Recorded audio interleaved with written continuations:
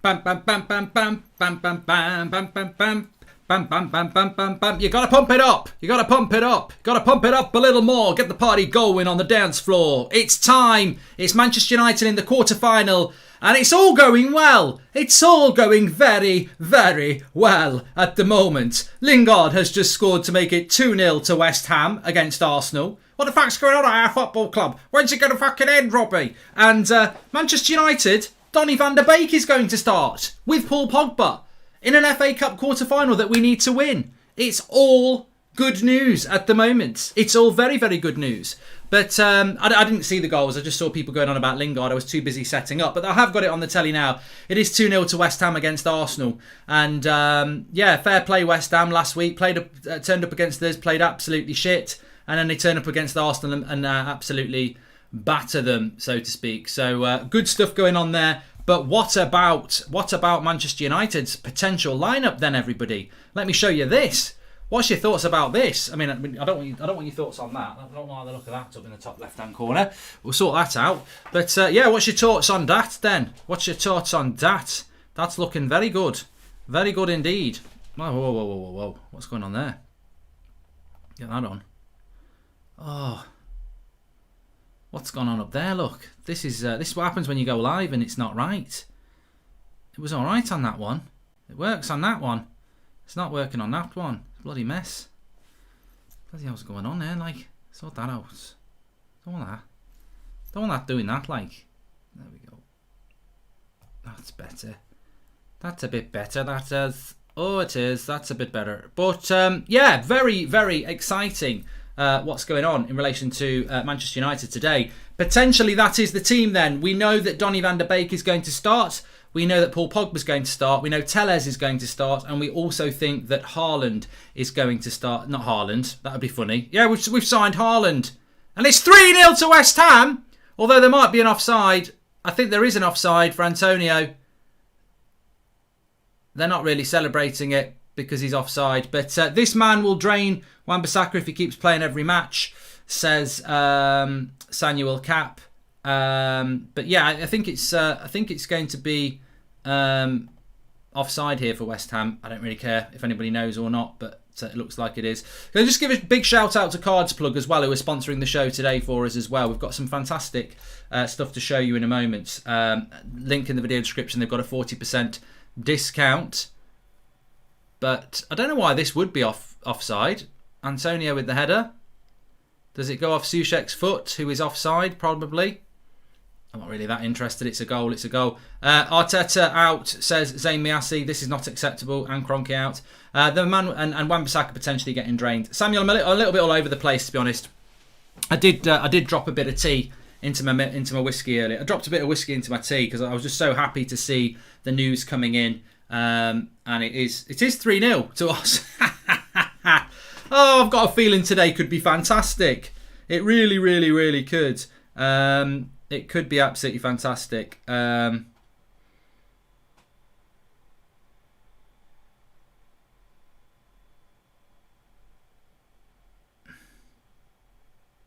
on a minute.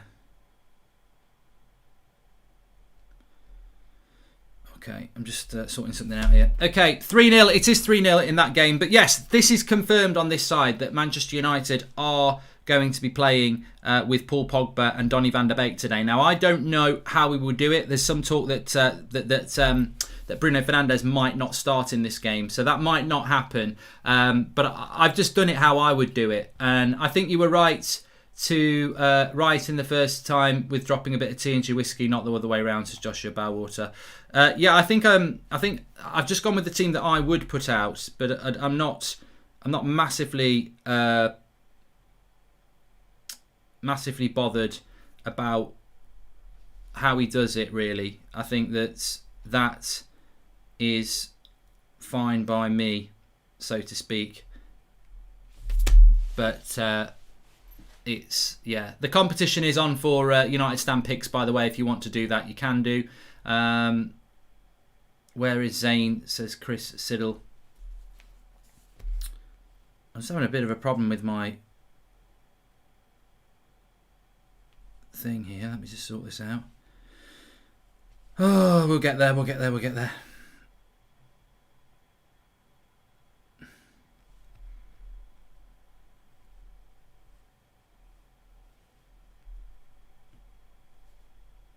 Yeah, so it has been confirmed that Pogba is going to start in the game today, without shadow of a doubt. So we're happy with that. And also we've got Van der Beek starting today. So it's really going to be about how he's going to line that team up. That's going to be the thing that everybody's most focused about. And I just think that Eric Bailly's got to play. We know Dean Henderson's going to play in goal. Got no problem about that. I've said to you before, I'm not getting into this De Gea versus Henderson thing. Everybody knows I would rather see Dean Henderson in David De Gea in goal, because I prefer David De Gea. But if Ollie decides he's going with Henderson full time now, then Ollie decides he's going with Henderson full time now. I don't think that's what he has decided to do. That's not my thought, but I don't really have a huge problem with it, whether he is or he isn't. So yeah, I'm not too fussed about that. I'm just messing about with my brightness a little bit there. It was a little bit dull. But Mark, do you think Ollie should try and play a diamond with Fred at CDM, Pogba and Donny centre mid, and Bruno at cam, says Josh15. So we've had it confirmed that Manchester United are going to start Telles, and then they're going to start Van der Beek, Martial and Pogba. So to me, that means Martial would play through the middle, as I've said, and it would also mean that Telles will start at left back. How he's going to get Pogba and Donny into the team, I don't know. So I've just gone with what I would do, because we haven't got it in yet. So I think that Greenwood probably gets a rest because he's 19. I think that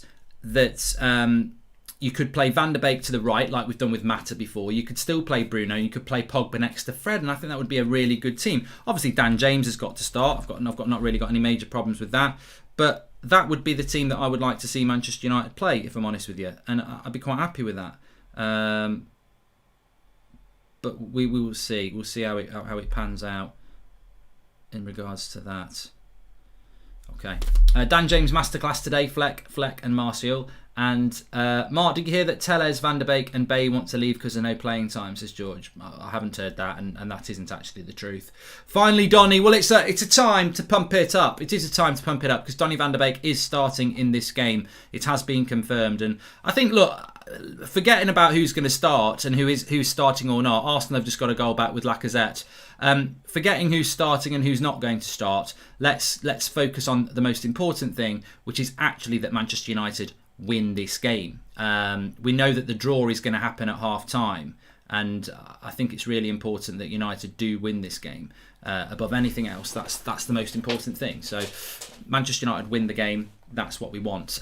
But I'm very, very happy with that starting lineup. If it's that one there, I don't think it will be that one there. I think more likely it will be McFred with Bruno on the bench, Donny Van der Beek central, and Pogba off the left hand side, and he'll probably play Lindelof and Maguire. But we won't know the official team until 4 o'clock, but there are different rumours about what that lineup is going to be. Full team is just not out yet in relation to anybody's links to that. But we do know, as I said, that Van der Beek starts, Martial starts, Pogba starts, and Telles starts, and Henderson starts. Hi Mark, how and when do you think Ollie will start trusting the bench and make subs at the 50 to 60 minute mark, says Aditya?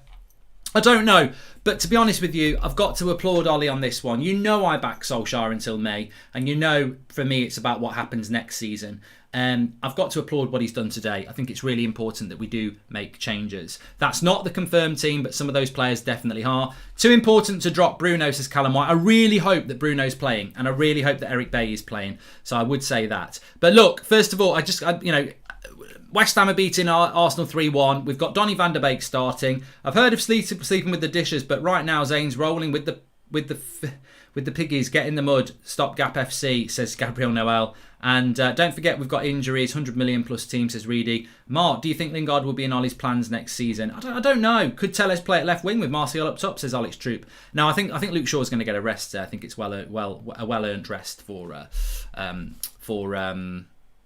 Jesse Lingard. But look, I'm very excited about this. I want to say thanks very much to Cards Plug for supporting today's show. This is brilliant for you. Cards Plug make awesome custom football cards like this. Amazing. Here it comes. Oh, I've dropped it. Bloody dropped it. This. Can I get it up? Can I get myself up on screen? Yeah, here you go. So, there you go. The green screen has taken out the yellow, which is a bit annoying, but there is a yellow bit there with distinctive United Stand cards, which are now available from Cards Plug. The cards are fully customisable and the perfect gift, and with Easter coming up, it's an obvious gift for any football fan. Cards Plug cards are also great as decorative items. They'll look amazing on your office wall, your man cave, or your kids' playroom. The cards are not actually made of card, but of special strong material, which is very fancy. And the online Card Plugs creator is a simple way to customise every part of your football card. You can even make up your own custom stats. No Cards Plug integration would be complete without an amazing discount, and this Easter Cards Plug are giving United Stand viewers an awesome 40% off. All you've got to do to receive the discount is head to the link in the description and your discount should be added to your order. Every time you make a purchase from Card Plug at the moment, you will be entered into a prize draw to win amazing prize brands like new football kits, magazines, subscriptions and much more. And if that wasn't enough, a reason to check out cardsplug.com, then I'm pleased to say that United Stand limited edition cards have gone live this weekend, so head over there to make you pick out yours before they're gone. Thanks very much to every Cards Plug for all their support, and remember code United Stand at checkout and you can get 40% off one of these. Also, I don't know whether this is going to work, but these are brand new this weekend, so you can add any picture you want. You can put yourself in there, you can do your own stats, you can put your favourite footballer in there if you want to, but you can get United Stand badges and everything like that, or you can do the normal badges if you want. But we've got a few colours for this. Now I don't think this is going to work. I don't think this is going to work because of the colour of it. In fact, most of it is it hasn't worked because of the green screen, but it's green and gold. They've got a green and gold one as well, so link is in the video description for those. Absolutely fantastic. Your own sort of United Stand limited edition cards design as well that you can get with your own picture on there or whatever. You can put me on there if you want, whoever you want on there with your own stats and everything. You can get 40% off with the code United Stand. 40% off, and they're really good to go like in your office or anything like that. So thank you very much to Cards Plug. Very exciting to be launching something like that as well. Right, let's have a look at what is going on in the live comments, because I'm sure everybody's very excited about this team news that is coming in from Manchester United. It's 3-1 in the Arsenal game. They've just scored. And Zane says, come on, Laka, the fight back begins. Gabriel, see you in the final, says Zane Miassi. And we'll be manscaping your defence, says Zane. That just sounds wrong. That just sounds perverted. Mark, what position do you think we need most, says Callum Reid? We need a centre-back. Is Bruno playing, says Akash? And that is true. So let me just said a laugh there about my stats. Let's have a look at my stats. I don't remember what my stats were. 92 pace. Well, maybe not now. Maybe take away 50. But in my heyday, 92 pace. 89 shooting. One to the left foot. I'll have that. 91 passing. That's a bit low. Carrick's got nothing on me. 88 dribbling. Yeah, that's right. 47 defending. That's shite. That's wrong. 47. More like 77 defending. And physicality 87. Yeah, I wasn't particularly physical. Probably 77. But that's wrong. Everything else I'd say is about right. Pace. Yeah, probably about 92. Before I damage my back, now it's more like, I'm definitely not meet Dan James. I'm definitely not that. Not anymore. So, Mark, can you wish Daniel a happy birthday? It was his birthday on Friday. He's a teacher, never misses a show, and just generally a great guy. Cheers, says Daniel Luciano. Happy birthday to Daniel. That's not a happy birthday to yourself, is it, Daniel? You could have just said if it was. You don't have to pretend. Hi, Mark. I reckon a 2-0 win for United. Let's just hope to God we don't struggle in another semi-final afterwards. We need silverware. Also, how are you, says Luke. I'm very good. I'm very, very good, mate. I'm very excited about this game today. The fact that Donny van der Beek is going to play from minute 1 is a real Christmas treat for us, isn't it? I'm not going to put any pressure on the lad. He's hardly plays. I'm not expecting him to turn up and be prime Lionel Messi, but it's just nice that he's playing. Messi is just a poor man's Dan James. I'm telling you, Fleck. Martial is better than Henry, says Ricky. And hey, Mark, you check Soccerbox often. Sent in some interesting things there. Would love if you have a look. You can find me by my name there. Cheers, says Druv. Thank you very much, pal. Thanks for all the super chats that are coming in as well. Let me just take you back to here. So this is the team that we think it's going to... Well, that's my predicted team, but we do know that Henderson is starting. We do know that Pogba and Donny are starting. We do know that Martial and Telles are starting. If Van der Beek is on the right wing and plays well, will Ollie try it again to Salah? I don't think Donny van der Beek is going to play on the right wing. I've got a funny feeling that Bruno Fernandes might not start. That's just the team I would like to see. Presuming that Rashford's not fit and that Mason Greenwood will probably start. So yeah, I don't know how it's going to plan out. But yeah, I mean, look, we're getting a lot of late news coming out. I'm getting DMs about Tellez and Martial starting. If you know, you've known for 45 minutes that Tellez and Martial are starting and that Van der Beek and Pogba are starting. It's been out for quite a while if you know where to look. So, yes, we know that those are starting, but that team on my left isn't necessarily the starting team. We don't know that for sure yet, but we do know that those players are actually starting. I just hope that is the starting lineup. That's all I'm going to say. I hope it is, but we do know some of those players are playing. So let's go back to the live comments. Please do subscribe, by the way, bottom right hand corner. We've got the live counter now, and we're going to try and get up to 10,000 today. Get a 1 next to the 9 and move that number and get rid of some of those zeros. So we're 800 subscribers away at the moment. Bottom right hand corner to subscribe. Thanks everyone who is tuning in a little bit early. The team news will be in 14 minutes officially, but it could be a change in formation, says Quidis. It could be a change in formation. You're right, it could be. But Bay's not in the squad apparently. So if Bay's not in the squad, then he could not be moaning about not playing against AC Milan, which is something I always thought about. That I always thought, well, why was Eric Bay not moaning about not being in the squad for AC Milan? Was he even on the bench for the AC Milan game, Eric Bay? I can't remember. I'd have to go. There's a bit of homework for people. Was Eric Bay in the squad for the AC Milan game? I know he didn't start, but I can't remember whether he was on the bench. I know he wasn't fit for the West Ham game. We can definitely no, he wasn't. Yeah, so he's obviously Eric Bay's probably obviously not even fit, is he? Andre Gray's not at Leicester anymore, says Matic. Yeah, we know, and that's why the thumbnail doesn't have Andre Gray on it. So there you go. He was on the bench. He wasn't even in the squad. He wasn't. Ollie said he didn't travel because of injury, says Hader Official. Yeah, I didn't think he was. Yeah. Mark, do you think we could be playing Pogba, Bruno and Donny in the same midfield? Says Karan. I don't think Ollie would go that expansive. Reston Turns, thank you very much for saying no. There is a leaked team here from Paul Fernandez who says Hendo, Wan-Bissaka, Maguire, Lindelof, Tellez, Fred, Matic, Pogba, Van der Beek, Martial, Greenwood is the leaked team. And a few people are saying that is the leaked team now. It's a 4-4-2 diamond, Mark. Martial, Greenwood up top. Bruno doesn't start. Stephen Cheney. Mark, could he do a 4-4-2? Okay. League team. De Gea, Wan-Bissaka, Maguire, Lindelof, Tellez, Van der Beek, Pogba, Fred, Martial, James, Bruno. Well, that's another league team. So I'm not going to go with any of these league teams because they're all a bit all over the place, to be honest with you.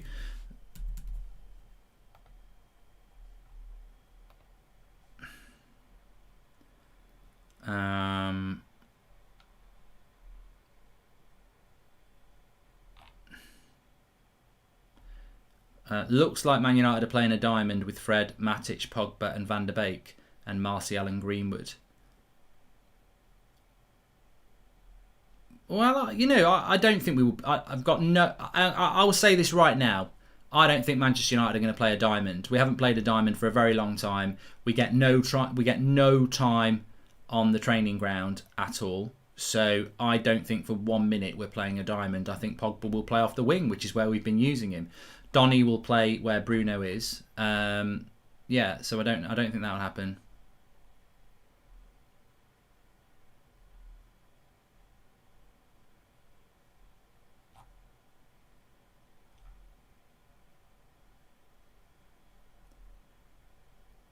I doubt that will happen. But yeah, there's a lot of news floating around at the moment. Half time in the West Ham game, if anyone's interested in that.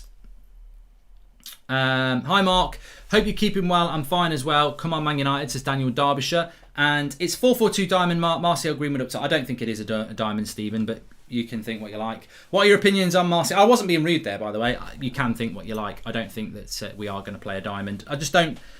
You know, we played Thursday nights. We played last Sunday. We barely have any time to train. I don't think we would try and implement that sort of a team. I am going to just change the team a little bit though, because there are a lot of people talking about it, and I think the more we realise it, the more Bruno probably isn't going to start.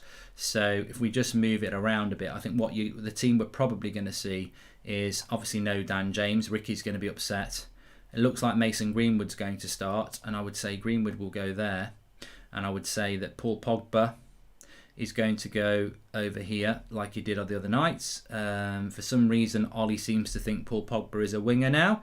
And I think we will see Nemanja Matic come into the team with Fred shifting to there. So that's the team I think we're going to see today. If it's correct what's been said, I think that will be the team today. I don't think it could be a diamond, but I'm going to sit here and say it's not going to be a diamond, because to me it wouldn't make any sense to go into a big game with a diamond. Eric Bailly must be injured. That's what I'm saying. But Pogba's not a left winger, no, and I don't want to see Paul Pogba on the wing.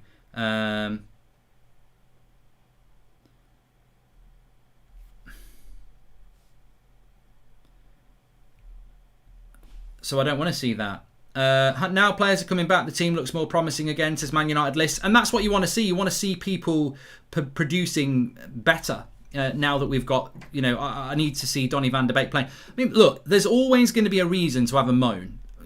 Always going to be a reason to have a moan. And the reality is, I will say that Ole Gunnar Solskjaer only thinks that that Donny van de Beek can play in the number 9, in the Bruno position. And he can't. He can play in other positions. And I'd love to see Donny playing in other positions. No, what? We need to start questioning Ollie, says Ricky. I don't think it's the real Ricky, by the way. But I'd love to see Van der Beek and Bruno playing in the same team. It frustrates me that we never see them playing in the same team, because I think that they are the same sort of player. In that sense, I think that they are the same sort of player. But I don't know why it keeps doing this. I'm just checking something on my phone, and it's pissing me off a little bit.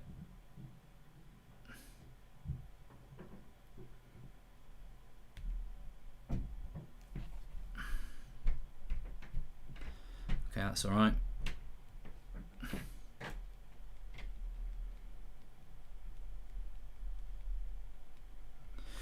Right, it's not confirmed. This is still a leaked team. It's not confirmed, but it will be confirmed in the next 8 minutes or so. Welcome, Ryan Ferran to the members club. Thank you very much for joining there. And this is the only way to stop City from winning the quadruple, says Berner.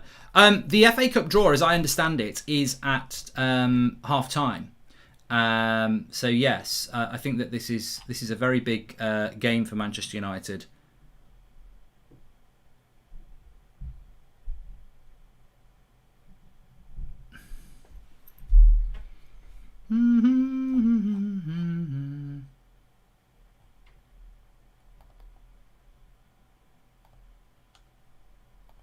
Van der Beek starts. Yes, he does. He does.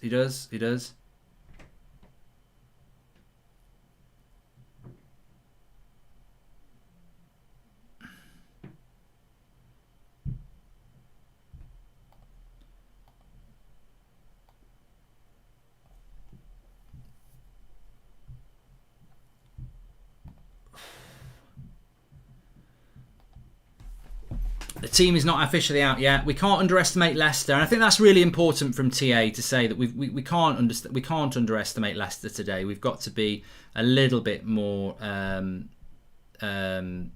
what's the word? A little bit respectful of Leicester, I suppose, because they're not terrible when it comes down to their performance. They're third in the league, and I think there is a little bit of a drop-off in relation to Leicester and what Leicester could actually do today. So I think we do need to be a little bit positive about what Leicester could do in this game, for sure. Yeah.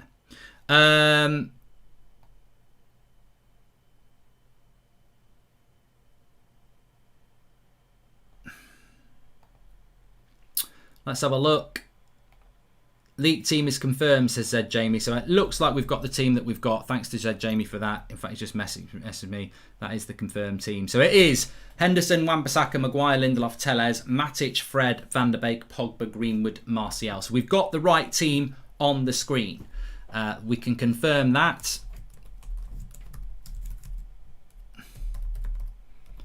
And I'm just going to put that out onto the socials while we're chatting away. So what's your thoughts on the team, everybody? I'm pretty happy with that. I think it's... I don't really have any issues with it. I mean, I'd love to see Bruno Fernandes starting. But you take what you get now. I don't think we are the same team that we were a few months ago, where we were like, oh my God, Donny's starting, but Bruno's not starting. I think that is probably not where we are. So we the fact that Bruno Fernandes isn't starting is a bit of a shame, but the fact that Van der Beek is starting is good. I'd love to, imagine a team with Van der Beek, Bruno and Pogba in it, and that's what a good manager does.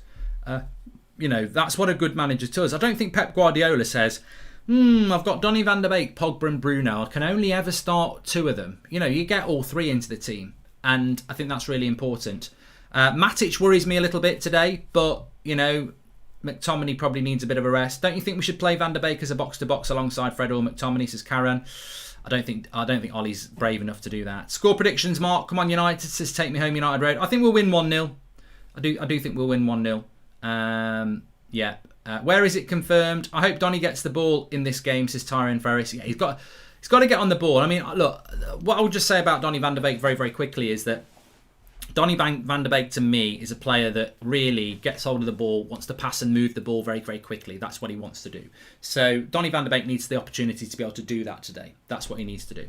Please smash a like on the video, by the way, if you're watching. I don't believe that Donny van der Beek is a number 10 within a Manchester United team, and I think the way that we play, he wouldn't suit us, because that's not what his position is in my mind. But I'm just happy that he's playing, and let's see if he can take this opportunity, because it's a big season for us after the international break, as we know. So, but I cannot overemphasize this enough. Let's win this game of football. Let's win this game of football, because I'm going to pump this up a little bit. I'm going to start pumping it up, and I'm going to start saying this, that Manchester United, the only way we can stop Man City winning a treble is by winning the FA Cup. So it's very important for Manchester United. And what I like about this team today, and it will be officially out in 3 minutes, but we know what it is. What I like about this team today is that it's fresh. It's fresh. Martial hasn't played for a week. Telles hasn't played for a week. Pogba only played 45 minutes. Van der Beek's not played in a while. So we have made some changes, and it freshens it up. It freshens things up. So there you go. People talking about the team. Let me just give it for you there. There it is on the screen for you. And congratulations for Donny van der Beek for starting. Very important. It's got a bit of team news there about who's on the bench, but we'll see.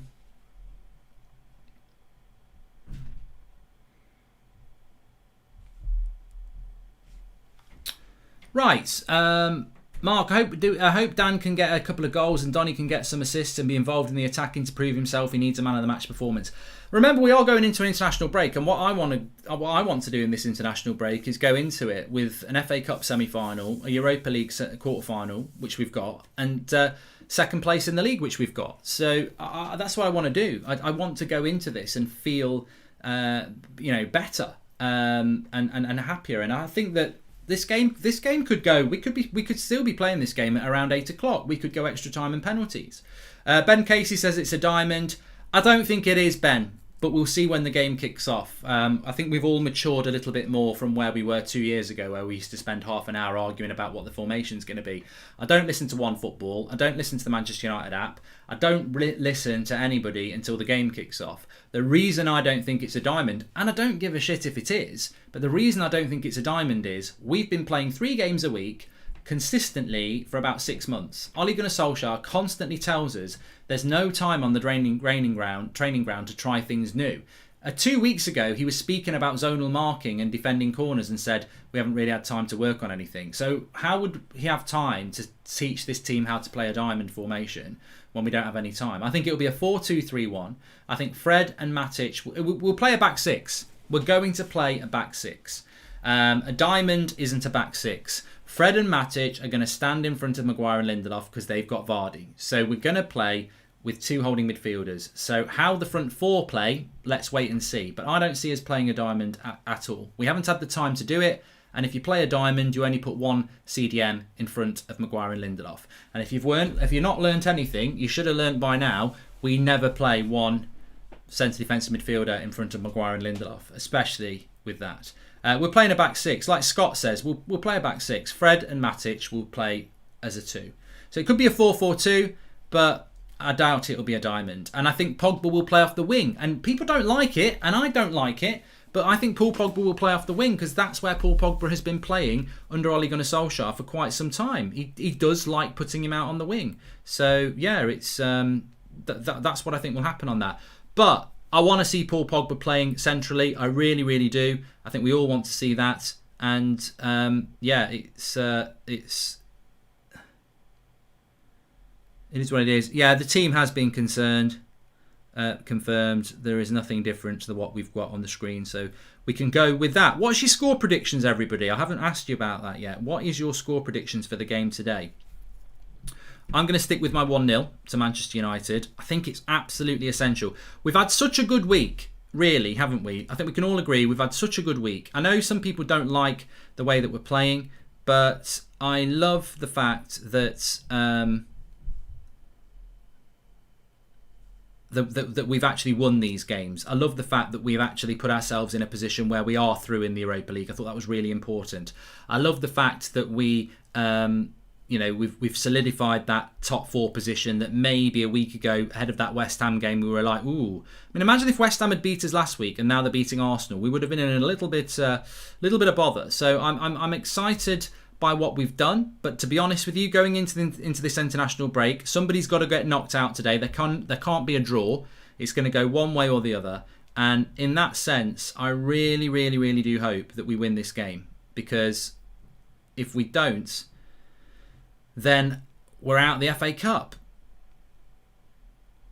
and I don't want to be out of the FA Cup. I think we've got a responsibility, and these players have got a responsibility to go out there and not let us fall into the night of not being able to be the team that stops Manchester City winning a treble. I think that's got to be a motivation. So let's go and do it. You know what I'm saying? Let's have a look. Just want to say, Mark, 100% agree with your assessment on stopping City from winning the treble, but I fear Ollie doesn't see it like that at all. Also 1-0 United, says Chris Andromeda. Oh, I hope he sees it like that. Looking forward to the change. Hopefully we can break defence down and Matic doesn't drop too deep. Says Dan Harding. I have a bad feeling, so I take a scrappy 1-0, says John O'Neill. And we really need to be on the front foot from the off. 0-2, I think, says Tyrone Ferris. Thank you very much for those super chats that are coming in. So we should have the team news confirmed for us now. Let's get that for you. It has been confirmed officially by Manchester United, so let's have a look. Who is on the bench? So yeah, Henderson, Lindelof, Maguire, Pogba, Martial, Greenwood, Fred, Telles, Wan-Bissaka, Matic, Van der Beek, which is what we know. And the bench is De Gea, Shaw, Twansebi, Williams, Ahmed Diallo, Bruno Fernandes, James, McTominay and Cavani is on the bench. So we won't be seeing Ahmed today. There's too many players that will come on ahead of him, i.e. Cavani, Bruno, James, McTominay. He ain't going to use Ahmed Diallo, is he, today, unfortunately? I mean, I suppose that's a little bit disappointing, but apart from that, it is what it is. The Leicester team is always going to be interesting. We know that Ricardo Pereira, he pulled out just last night. So the lineup for Leicester is as follows. They've got Schmeichel, Fofana, Evans, Sionku, Albrighton, Ndidi, Tielemans, Castagnet, Perez, Iheanacho and Vardy. So, very, very capable side.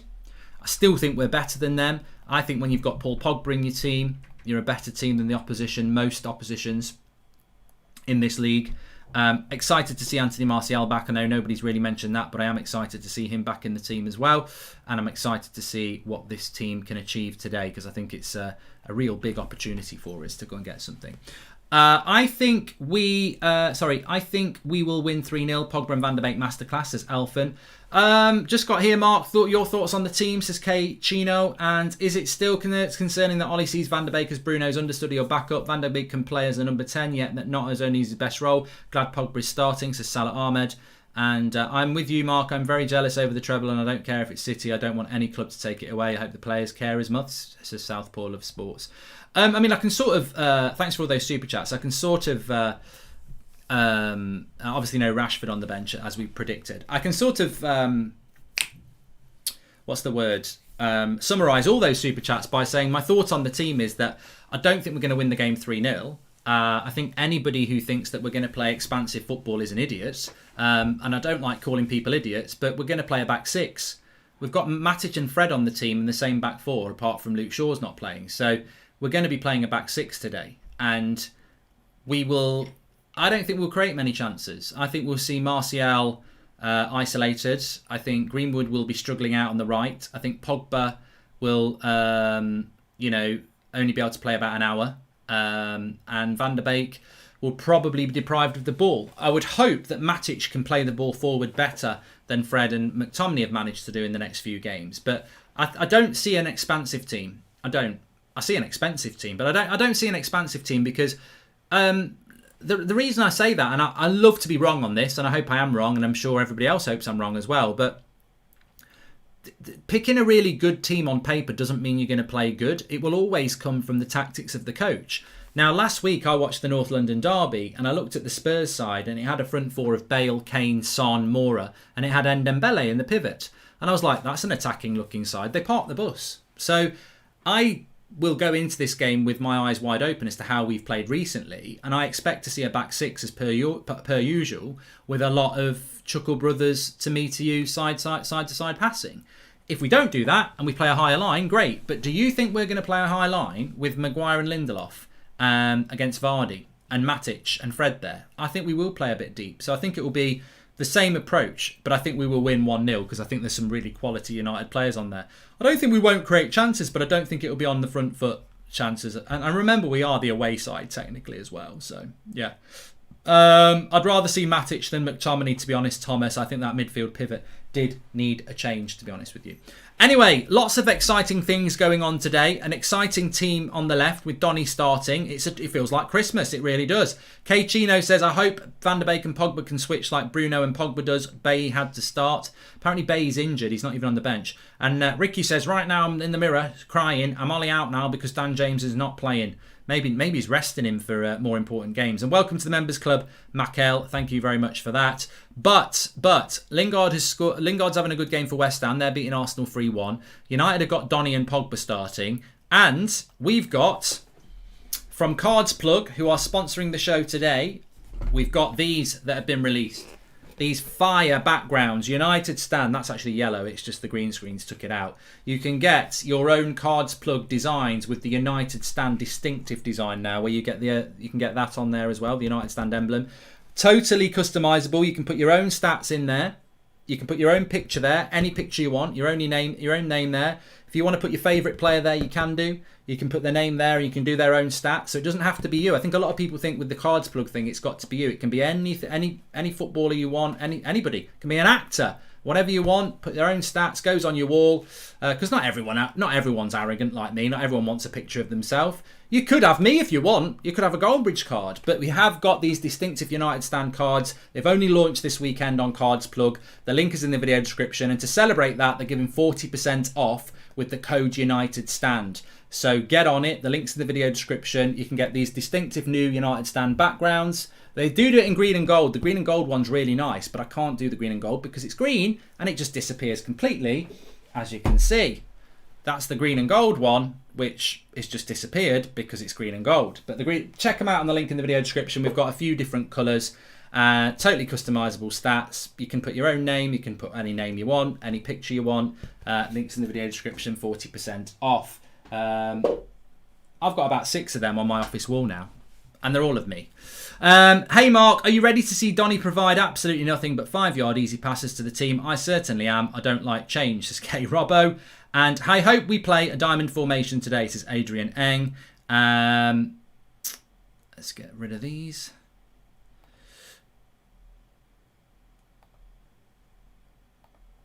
Also, I thank you, Ray, for your super chat there. And Mark, what should I do? Here's my Dan James, Matic. Where are we, Matic? Well, Dan, to be fair, I think that Ricky would be quite happy because we've got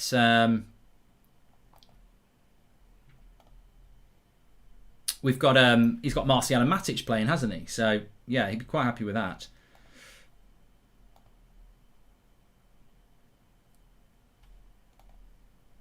Thank you for the super chat, Joseph Tyrrell. And also, De Gea's saving percentage is 68%. I don't know how you're excited about him. Mohammed, I'm not answering questions about David De Gea and Dean Henderson. I don't know whether you realise, mate, but we're about to play a really important quarter-final in the FA Cup. I really don't want to be talking about goalkeeping arguments, to be honest with you. Really don't want to do that. But no, look, I'm very excited with that team. I think that with Donny in there, it's exciting.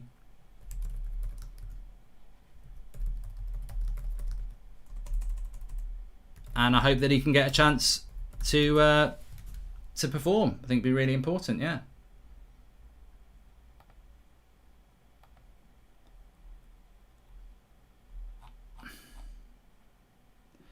Pogba shouldn't be on the pitch, says Sultan Mahmood. Why? What's wrong with Paul Pogba?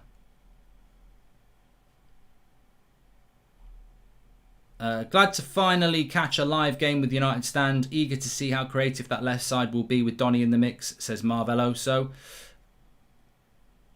And yeah, we're getting it sorted by the mods. Don't worry about that. Right, let's go back to the other screen. It won't. I don't think it will be a diamond. No, I don't think it'll be a diamond. But we'll see. We'll see how it pans out. Mark Zane says, "Come on, Leicester. Stop Sunday being a disaster for us, mate. Anyway, we're saving ourselves for the final." Well, Arsenal's all about the Europa League, aren't they? I think we can all agree with that. Will Martial score today? I don't know. I'm never very good at that sort of thing. And Curtis says Bruno's been dropped. Yeah, that's how it works, Bruno. Bruno's been dropped, and so's Luke Shaw. Curtis, they actually have been dropped. You're absolutely spot on. Yeah, we've dropped Bruno and Luke Shaw. Yeah. Ricky says his heart is broken. And do you think Lingard has a future at United, says Roy Gin. If he wants to sit on the bench at Manchester United, Ray, he's got a future at Manchester United. But if he wants to play at number 10, then he hasn't, has he? I mean, look at Donny van der Beek. Look at Donny van der Beek and his situation. Cavani is on the bench. Yes, Josh, he is. Please subscribe, by the way, bottom right-hand corner. The draw is apparently at 4:30. I don't think it is. I think it's at half-time. I was told it's at half-time today, so I don't think that is the case at all.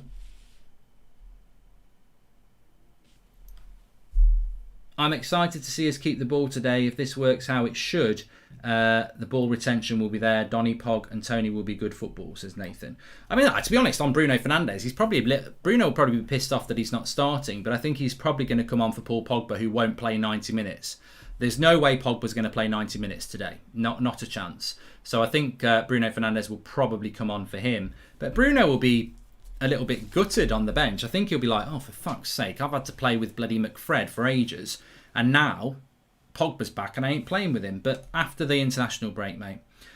Google has Pogba in the number 10 and Donny on the left. That would be wild, says Southpaw of... I'd rather see that. Hi, Mark. Have you noticed our new shoot sponsor's logo reflects our sideways passing? It does look poor, doesn't it? Love the channel, by the way, says Tim Jones. I like what you're doing there, Tim. I do like what you're doing there. That's a good idea, yeah. Yeah, I'm mad for it. That's all right, that is. Yeah. The draw does happen. Sorry, I've missed something there. Somebody said about the draw does happen and it just whizzed by. Nice to finally see Ollie acknowledging Donny van der Beek actually exists and McTominay doesn't have to play again today, says Gerard Twommy. And yeah, I mean, look, I'm not a big fan of McFred, but I would rather Fred play than McTominay just because he offers something a little bit different. I think Matic and McTominay are way too similar. I think you either play Fred with Matic or Fred with McTominay. You Zane, you ain't got no Dan James, says Ricky. And Arsenal being hammered, Mark. And where's Bailly? I think Eric Bailly must be injured. The draw happens at half-time in the Manchester United game, yeah, so we'll keep an eye on that. I mean, to be honest with you, I can give you the draw now. Do you want the FA Cup draw? Okay, here we go. Manchester City will play Southampton. Chelsea or Manchester United... Sorry, Manchester United or Leicester will play Chelsea. It's done.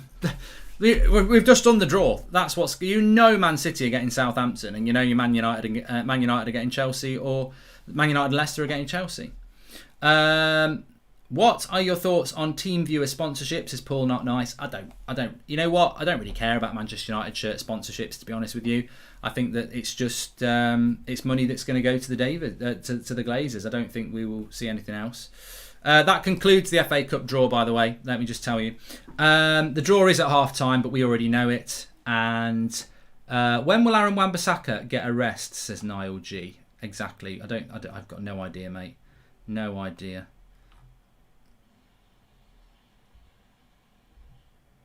Mark, the last time we made this many changes, we got beat from Sheffield United, says Paul Gray.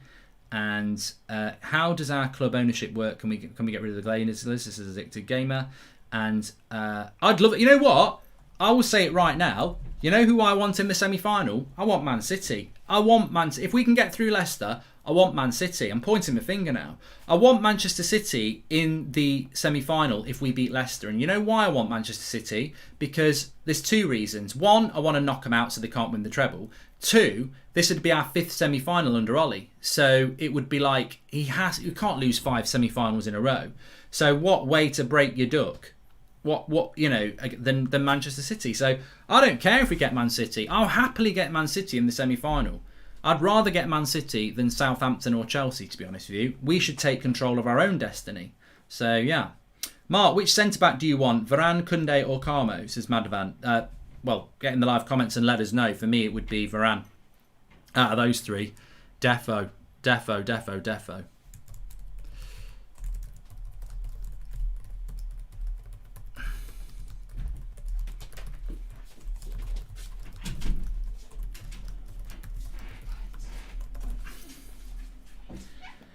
Baggy bottom jeans, boots with the fur, the whole club was looking at her. I'm hoping to see Pogba drift in, Telles drift up on the left with Matic covering. Also glad Van der Beek has Pogba and Martial to do his one-touch pass and move, says Daniel Luciano. I think that's important, yes.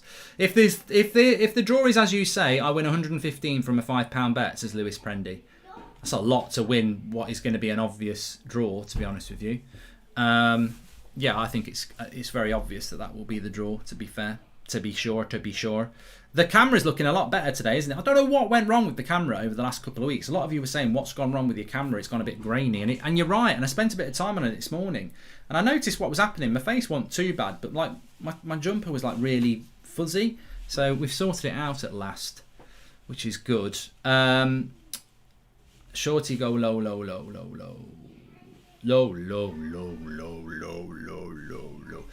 Please subscribe, by the way, bottom right hand corner. We've got our live subscriber counter there. We're trying to get up to 10,000 today. We're on 1,009,266, so we're going to try and get up to 10,000 today.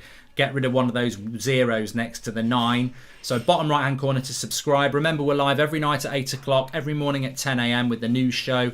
We've got a fan forum after the game where we'll have Flex, KG and the boys on. We've got the match reaction where you get all your player ratings on. So lots of things to get involved in on the United Stand as per usual. Most of our content is live and interactive as ever. So thanks everyone for tuning in. But we're excited for this one. We feel the need. We've got to pump it up. Dum, dum, dum. Look, I'm kitted out. Look at this. Whoa.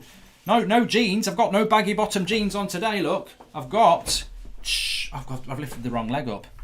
My chair's gonna knock me over. Look, turn. United Stand, trackies, and the old Goldbridge on the jumper. We're ready. We're ready. So yes, make sure you subscribe, bottom right hand corner for that.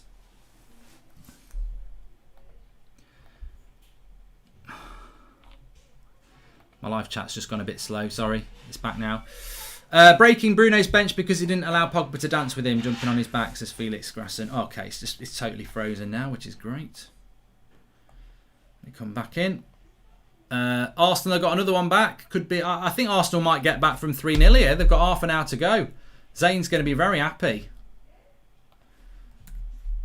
West Ham have ran out of passion here. All right, let's see if we can get Flex on for you in 10 minutes.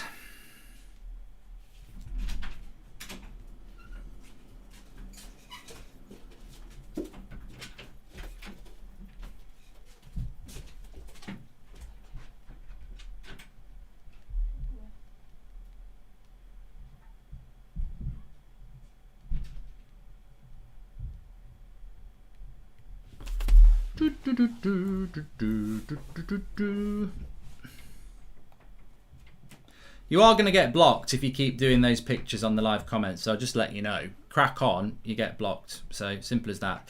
Love our team, says A-Bub, and it's good if Arsenal win in relevance to our top 4, says Dia. Yeah, I mean, look, in relation to the league, I'm not really thinking about the league because I'm thinking about top 4. But in relation to the league, West Ham doing well because of Jesse Lingard is great. But It's not that great for us in relation to the league, because they could still catch us, couldn't they? Dawson own goal again. He's got 2 in 2 weeks. Yeah, 2 in 2 games as well.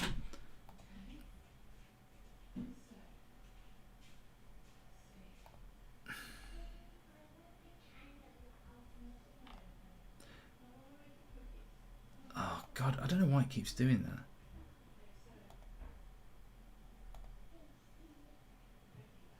We are back. Gabrielle, get ready. Eye of the Tiger, says MUFC. And okay, Marveloso says, also, congratulations on a 1 million milestone. Thanks for what you do. Been keeping me entertained since 2016. Keep up the good work. The lineup is out. Yeah, we've only been talking about it for over an hour. So, yeah, we have been talking about the team news. Well done. But look, yeah, a lot of people are talking about a diamond. I spoke about this about half an hour ago. I don't think it's a diamond, and I'll explain why I don't think it's a diamond. Because we've been playing a 4-2-3-1 for most of the season. Ollie barely makes subs, let alone tactical changes. We have no time on the training ground to change things around. We are basically playing a game on Thursday night, having a day off on Friday, doing a light training session on Saturday, and then playing a game on Sunday. There is no time for this team to get on the training ground and practice drills. So he's already making 5 changes to that team. Might even be more than that, actually, from Thursday night. So you think he's going to make that many changes to the team and get them to play a new formation? We know what works for us at the moment. It's clean sheets and nick a goal. It's going to be a back 6. It's going to be that back 4 with Maguire and with Matic and Fred in front of them, and it will be the same system as ever. There will be interchangeability in the front 3, of course there will. There may be even interchangeability with the number 10 and the left winger. But Pogba will be off the left, Van der Beek will be number 10, Greenwood will be off the right, Martial will be at the front, and Matic and Fred will be holding midfielders, because you haven't got time to change your tactics and get people to do different things. In fact, if we lost this game and we played a diamond, I personally would be on the match reaction saying, what is he doing? We haven't got time to do that sort of thing. We're into the home straight almost of the season. You can't start changing things around like that. Mark, will you be happy with the CDM and keeping Pogba in the summer? I think we need to do more than that, AO, really. I do think that we need to do more than that. But no, I think we will win 1-0 today. That's what I'm going for. I think Manchester United will win 1-0 today. It's a 4-2-3-1, says Nigel Ford. I mean, look, I don't care if it's a diamond. I think some people think that, you know, people get very protective about being right about the formation, but I just don't see how it could be that. What's the bench like, Mark, says Rian? As far as I remember, the bench has got Cavani on it, Dan James on it, Diallo on it, Bruno's on it, McTominay is on it, obviously De Gea's on it, Luke Shaw's on it, Twansebi's on it, and Williams. I think that's what we've got. Congratulations on the 1 million again, says Dennis. Do top teams even play the formation of a diamond to this anymore, says Dennis. Well, we've done it. We have done it, yeah. Mark, we'd be happy with that. What's the lineups? So, well, the lineup's on the side of the screen there. The Leicester lineup: Vardy's playing, Iheanacho, Tielemans, Ndidi, Albrighton, Perez, Sionku, Evans, Castagnier, and I forget who's playing at right back for them. Half time is the FA Cup draw. What happened to Mata? He's injured, Zubar. And this team looks good, in my honest opinion. Graft's on congratulations on 1 million, says Zach Thomas. Yeah, please subscribe, by the way, bottom right-hand corner. But we're very excited today. Because I feel like I've got my tracksuit bottoms on. So I'll tell you what, I'm pumped up today. You've got to pump it up, don't you know? Pump it up.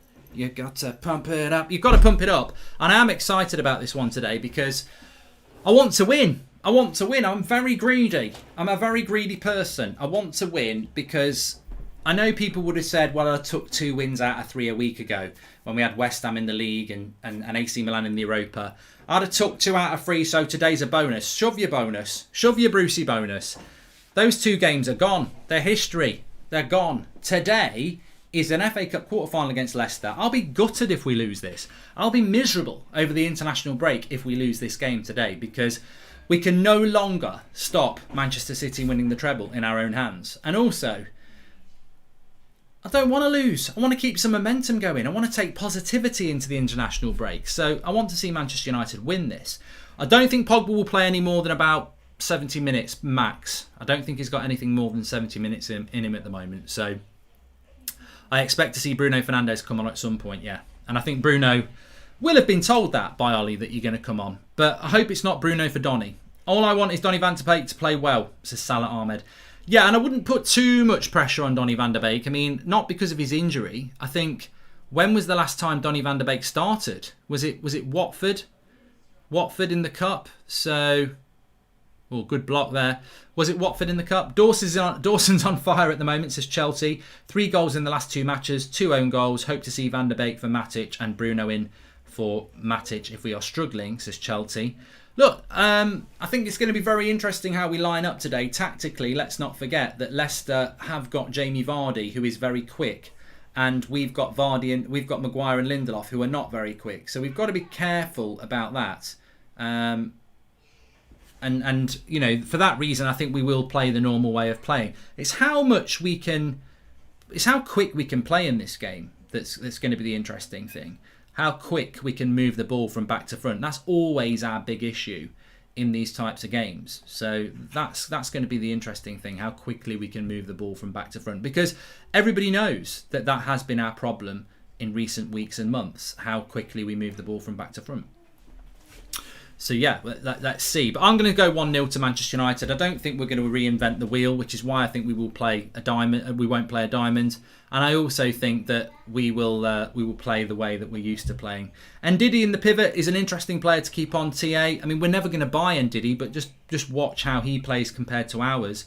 And Mark, when it's the draw, can you put it on screen so we can see, please? Says Brandon. How am I going to do that? Unfortunately, I haven't got millions of pounds to pay for exclusive FA Cup draw licensing to put it up on the screen. So maybe I'll just verbalise it for you. Do you think he will move away from the pivot next season? I don't ever remember a United side with 2 holding midfielders, says Ben Anderson. Well, Van Gaal used to do it. Yeah, he used to do it.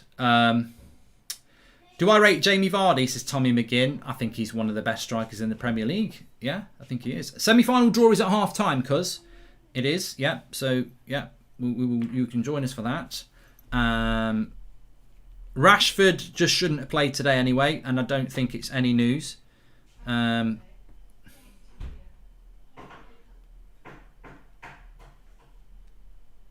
So yeah, I don't think that's a surprise that Rashford got the rest, because I think he needs a rest, as we know. Please don't buy Neto, he's our only hope, says Toby Smith. Tellez needs a moment today. I think there's a lot of things exciting about that United lineup. I don't think we've seen Tellez play. I mean, I think Tellez has played quite well for Manchester United so far. But Tellez is an attacking left-back. That's what he is. And we never, ever see him do that. It's hard for him to do that. If you look at our season, if we did not draw as many games against poor teams, it would be interesting to see how close we would be to City, i.e. Palace and West Brom, says Peter Worrell. Well, I think you make a good point, Peter. But I would also say that fly away, Peter. Fly away, Paul. Come back. Sorry, I digress. But I think that I'm a realist. I back Solskjaer. I want him to do well. And I've said let's give him until May. But because I'm a realist, I can also look at things real. A lot of people look at that team today and they get really excited. Oh, we're going to win 3-0. Like, on what planet do you live then? Because that's not how we play. We will play with a back 6. And also, I see a lot of people talking about the points that we've dropped against the so-called games where we could have won more points, maybe Sheffield United, etc. But how many games have we won? How many games have we won this season where we've won by 1 goal? So you can't, a season evens itself out is what I'm trying to say. So for every game you think we could have won, Everton was one, Leicester was another one. Both games were basically won, and we let late equalisers in. But what about Southampton, where Cavani scores a late goal? What about Aston Villa, where they get a late deflection? There's a lot of games where we've won by 1 goal as well. So I think we are where we are, is what I'm trying to say. In relation to that. Right, so let's see if I can get Flex on screen. This has worked before. It could work again. You never know. Technology bridge. Let's go. Let's get it. Yeah, come on. Let's do it, man. Let's do it, man. Let's see if it's going to work, man. He's there. He's on the screen. You can probably hear him. I can't hear him at the moment. Hello, Flex. How you doing? Can you hear me? Yes, I can hear you. Good. He's on the screen. There we go. Technology. Pristine. What's your thoughts on the team then? Very exciting in some ways. What's your thoughts? Can you hear me still? Yeah, I can hear you now. I just cut off a sec there. Yeah, exciting, man. I like it. It's different. Can you hear me? Yeah. Yeah. It's different. Do you know what? I didn't want to do any negatives and stuff, but it was just jumping out on me because I've got to talk about this. Are we starting to see Ollie phasing out De Gea? Are we seeing that? Because at the beginning of the season, I predicted by the end of the season that I thought Dean Henderson would be number one. And I'm not saying I'm right. I'm just asking the question. I want to see what you guys think. But it seems like, obviously, Dean Henderson's in a good moment. The team has got a couple of one bad result in the AC Milan game, but the other games have obviously been the right result since David De Gea has been away. And it looks like he's kind of, or maybe am I thinking too much into it? Is he doing that? I don't know. But it looks like he is to me. Like he's starting to say, you know what? I'll tell you what, David, Dino's in a good moment here. You know, you've just come back. Like, it don't take David De Gea this long to get up to speed. He can play. No, I think, to be honest with you, I don't really want to get into it because I think it just feeds the agenda. But I do think he should have played De Gea today because De Gea's been away on holiday. Not on holiday. He's been away for the birth of his kid. He was man of the match against Chelsea. He comes back from Spain for Manchester United. Doesn't get picked in any games. And then he's going back on international duty next week without playing a game. Yeah. And I think he should have picked him in one of the cup games. But I think what he's actually done is, being Ollie, who never wants to make a decision, he's basically, Henderson's probably knocked on his door and said, hold on a minute, I'm the cup keeper, what are you going to do? And Ollie's gone, David, Karaki. Who is he? Mr. Bean? Karaki, come in here, I need some help because David's big, he's got big hands. Karaki and me have decided, what are you on about? Nothing to do with me, Ollie. Karaki and me have decided that you're the cup goalkeeper, that Dino's the cup goalkeeper. So I think what's happened is, we'll find out when we play Brighton after the break, because if Hendo's the goalie for the Brighton game, then you're right. But I just think he's been loyal to the cup goalkeeper. Because David De Gea has not really had a chance to play in the league yet, has he? I know he was back he wasn't back for the West Ham game, was he? So I think he's just stuck with Henderson for the cup. But you're right, if he starts Henderson against Brighton in the league, then the decision has been made. Because you know what Ollie's doing? He's creating a position where he's going to be in a difficult position anyway, but it's going to become even more difficult the longer he keeps playing Dean Henderson, and Dean Henderson keeps doing well, which, you know, he is doing okay at the moment. He hasn't done anything wrong apart from the AC Milan mistake, which, you know, he made up for by making the save he should have made in the first leg. But he's doing his job, and we're doing all right. The longer he keeps that going, when he does drop Dean Henderson, even though we're saying you shouldn't, you know, pull rank Dean Henderson, like, you know, fall into line, you can't moan. Yeah, he's gonna make Dean Henderson get pissed off as soon as he makes that call. So, and then what do? Put David De Gea in for what? Just one game, just to keep him happy, and then I think it's going to be a bit of a madness going into the end of the season. I don't know. I don't know. I'd be surprised. You know what? I'd be surprised if he won. I think that. I mean, a lot of people are saying it's irrelevant, and I agree, but we are talking about it. So I think that Solskjaer would be stupid to do that, because it would just create a load of negative... to keep Henderson in, or to change it back. I just don't think it's the time to do it. Make the decision in the summer. You know what I mean? Yeah. Oh, and bloody Antonio! What a miss. Crossed by. I don't know who it was. He put a cross in and he missed the goal there. Anyway, but no, I just think why rock the boat? You know, Henderson's been the cup goalkeeper. Ollie's been David's been the league goalkeeper. Stick with it like that, I think. Because if you don't do that, and look, this is why I don't really want to get into it, because you know what will happen. Old Luckhurst and his Manchester Evening News and Scholesy and all that lot, they're going to be like, oh, look at Dino, look at the way he was shouting, look at the catch. You know, we already know. I already know that Dean Henderson's a good goalkeeper. I actually watched him play for Sheffield United, like most of us did, but I don't think now is the time to make that decision. If he makes the decision, he makes the decision, but I think make that decision in the summer.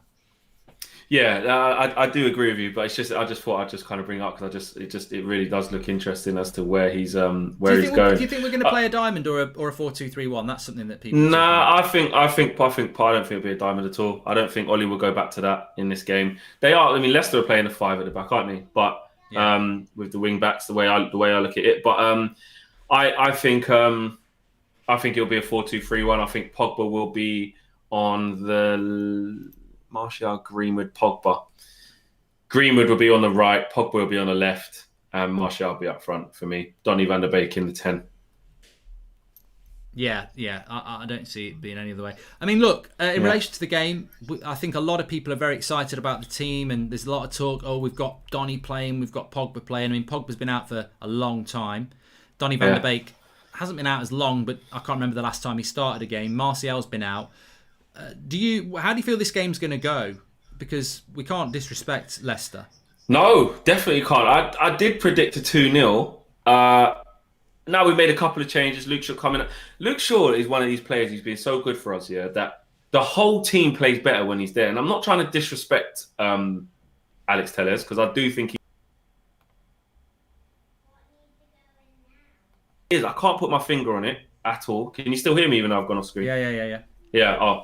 I can't put my finger on it as to what it is, but he just raises the whole of the team, and I just don't know if we'll be as good without him. Obviously Bruno missing as well, but it's interesting. It's exciting to see Van der Beek.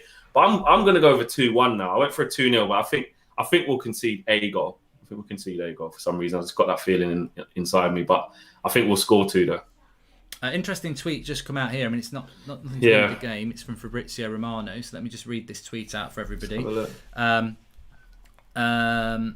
Juventus director to Sky Sports: we've decided to keep Cristiano Ronaldo. He's the best player in the world, and he'll stay with us. So Ronaldo staying at Juventus, which is probably, it's not like, oh my God, our transfer business is over. I mean, it was. I personally think even if Ronaldo decided to leave, well, he decided to leave Real Madrid, didn't he? And United didn't even go for him. So, I mean, I'd love Ronaldo to come back, but yeah, I don't think he will be. Isn't it? I was never that whole Ronaldo coming back thing. I mean, yes, it's great, but it just stinks of the board appeasing the fans if we got Ronaldo. The amount of money we'll have to pay him a year, I think what would happen is we'd get them. Ed Woodward and the boys will be like, the fans are gassed. We got a new shirt sponsor. We got money coming in. Don't need a centre back. We ain't got enough money for the centre mid. Don't worry about the right winger. Stick Ronaldo. Give him the number 7 shirt. Take it off Cavani, and then Bob's your uncle selling loads of shirts. I could just see it. I think if we got Ronaldo, we wouldn't address. We have less of a chance of addressing what needs addressing, because he's like a maverick who would take up so much of the wage budget. As well as much as I would like him back because of who he is. I just think it would mess up everything we're trying to do in COVID, when we're already putting out the excuses saying we ain't got no peace. Yeah, exactly. What was your score prediction? Sorry, I was 2-1. 2-1 to Man United. Yeah, I went with 2-0 originally, but now I've seen a team, and when you make changes like putting Donny in and Telles and stuff, I don't know what it is. It's sometimes we don't look that great. Matic and Fred. I just don't know. There's quite a few changes there, so. I just got a feeling that we'll concede one. But on the Donny thing, I mean, I don't know if you want to talk about that, but I will quickly say that I said it as soon as the team went out, that I can just see the change already. Bruno for Donny after Donny hasn't scored or assisted in 65 minutes, and everyone will say he's had a shit game. But I just think anytime Donny is being asked to play, and it depends how you look at it. Some people will say that's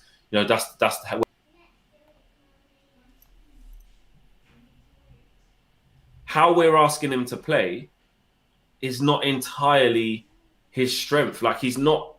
I don't think he's a Bruno type player. When Donny van der Beek gets the ball, his first thing is not to look for a killer pass. That's not. His first thought is to keep possession, make a sensible pass and move, or run out of the space and not demand the ball and free it up for someone else to enter into the space. That's the way he plays.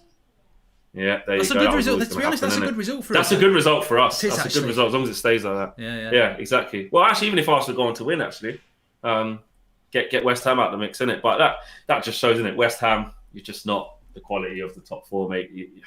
You can't. unfortunately. Can't be 3-0 up like that and then go and do that. Can't. No, that's pretty. But the thing is, from a West Ham point of view, you can't be critical of them because they've overachieved anyway, haven't they? But yeah, that's poor from them. Yeah, that's bad though. 3-0 up, nah. Yeah. You've got to be going mad at that. You've got to go mad about that. But yeah, I think you're right about Van der Beek. It is something that I wanted to discuss actually because I just want to see Van der Beek and Pogba in the same team with Bruno. That's what I want to see, and I don't think it's happened. If anybody knows, have they been on the same pitch at the same time? There's a question for the live comments. Has Donny van der Beek, Paul Pogba and Bruno been on the same pitch at the same time? I know Donny and Bruno played really well for the last half an hour against Newcastle away in October, but that was matter. And the game was like pretty shit and then it went amazing. But I can't remember them all being on the same pitch at the same time. But look, the fact that some people are saying it has happened, but if it has happened, it's not happened very often, has it? And that's what you want to see. I think any good team, any good manager would be working their arse off to get those people in the same team. And yeah, that's what I want to see more. To be fair, and I also don't think Donny van der. I don't know about you, but I don't feel that Donny van der Beek is even a number 10. I think no, that's what I mean. It's exactly. He's not a straight up number 10. Chances go through him. He's looking to slip people in every single time.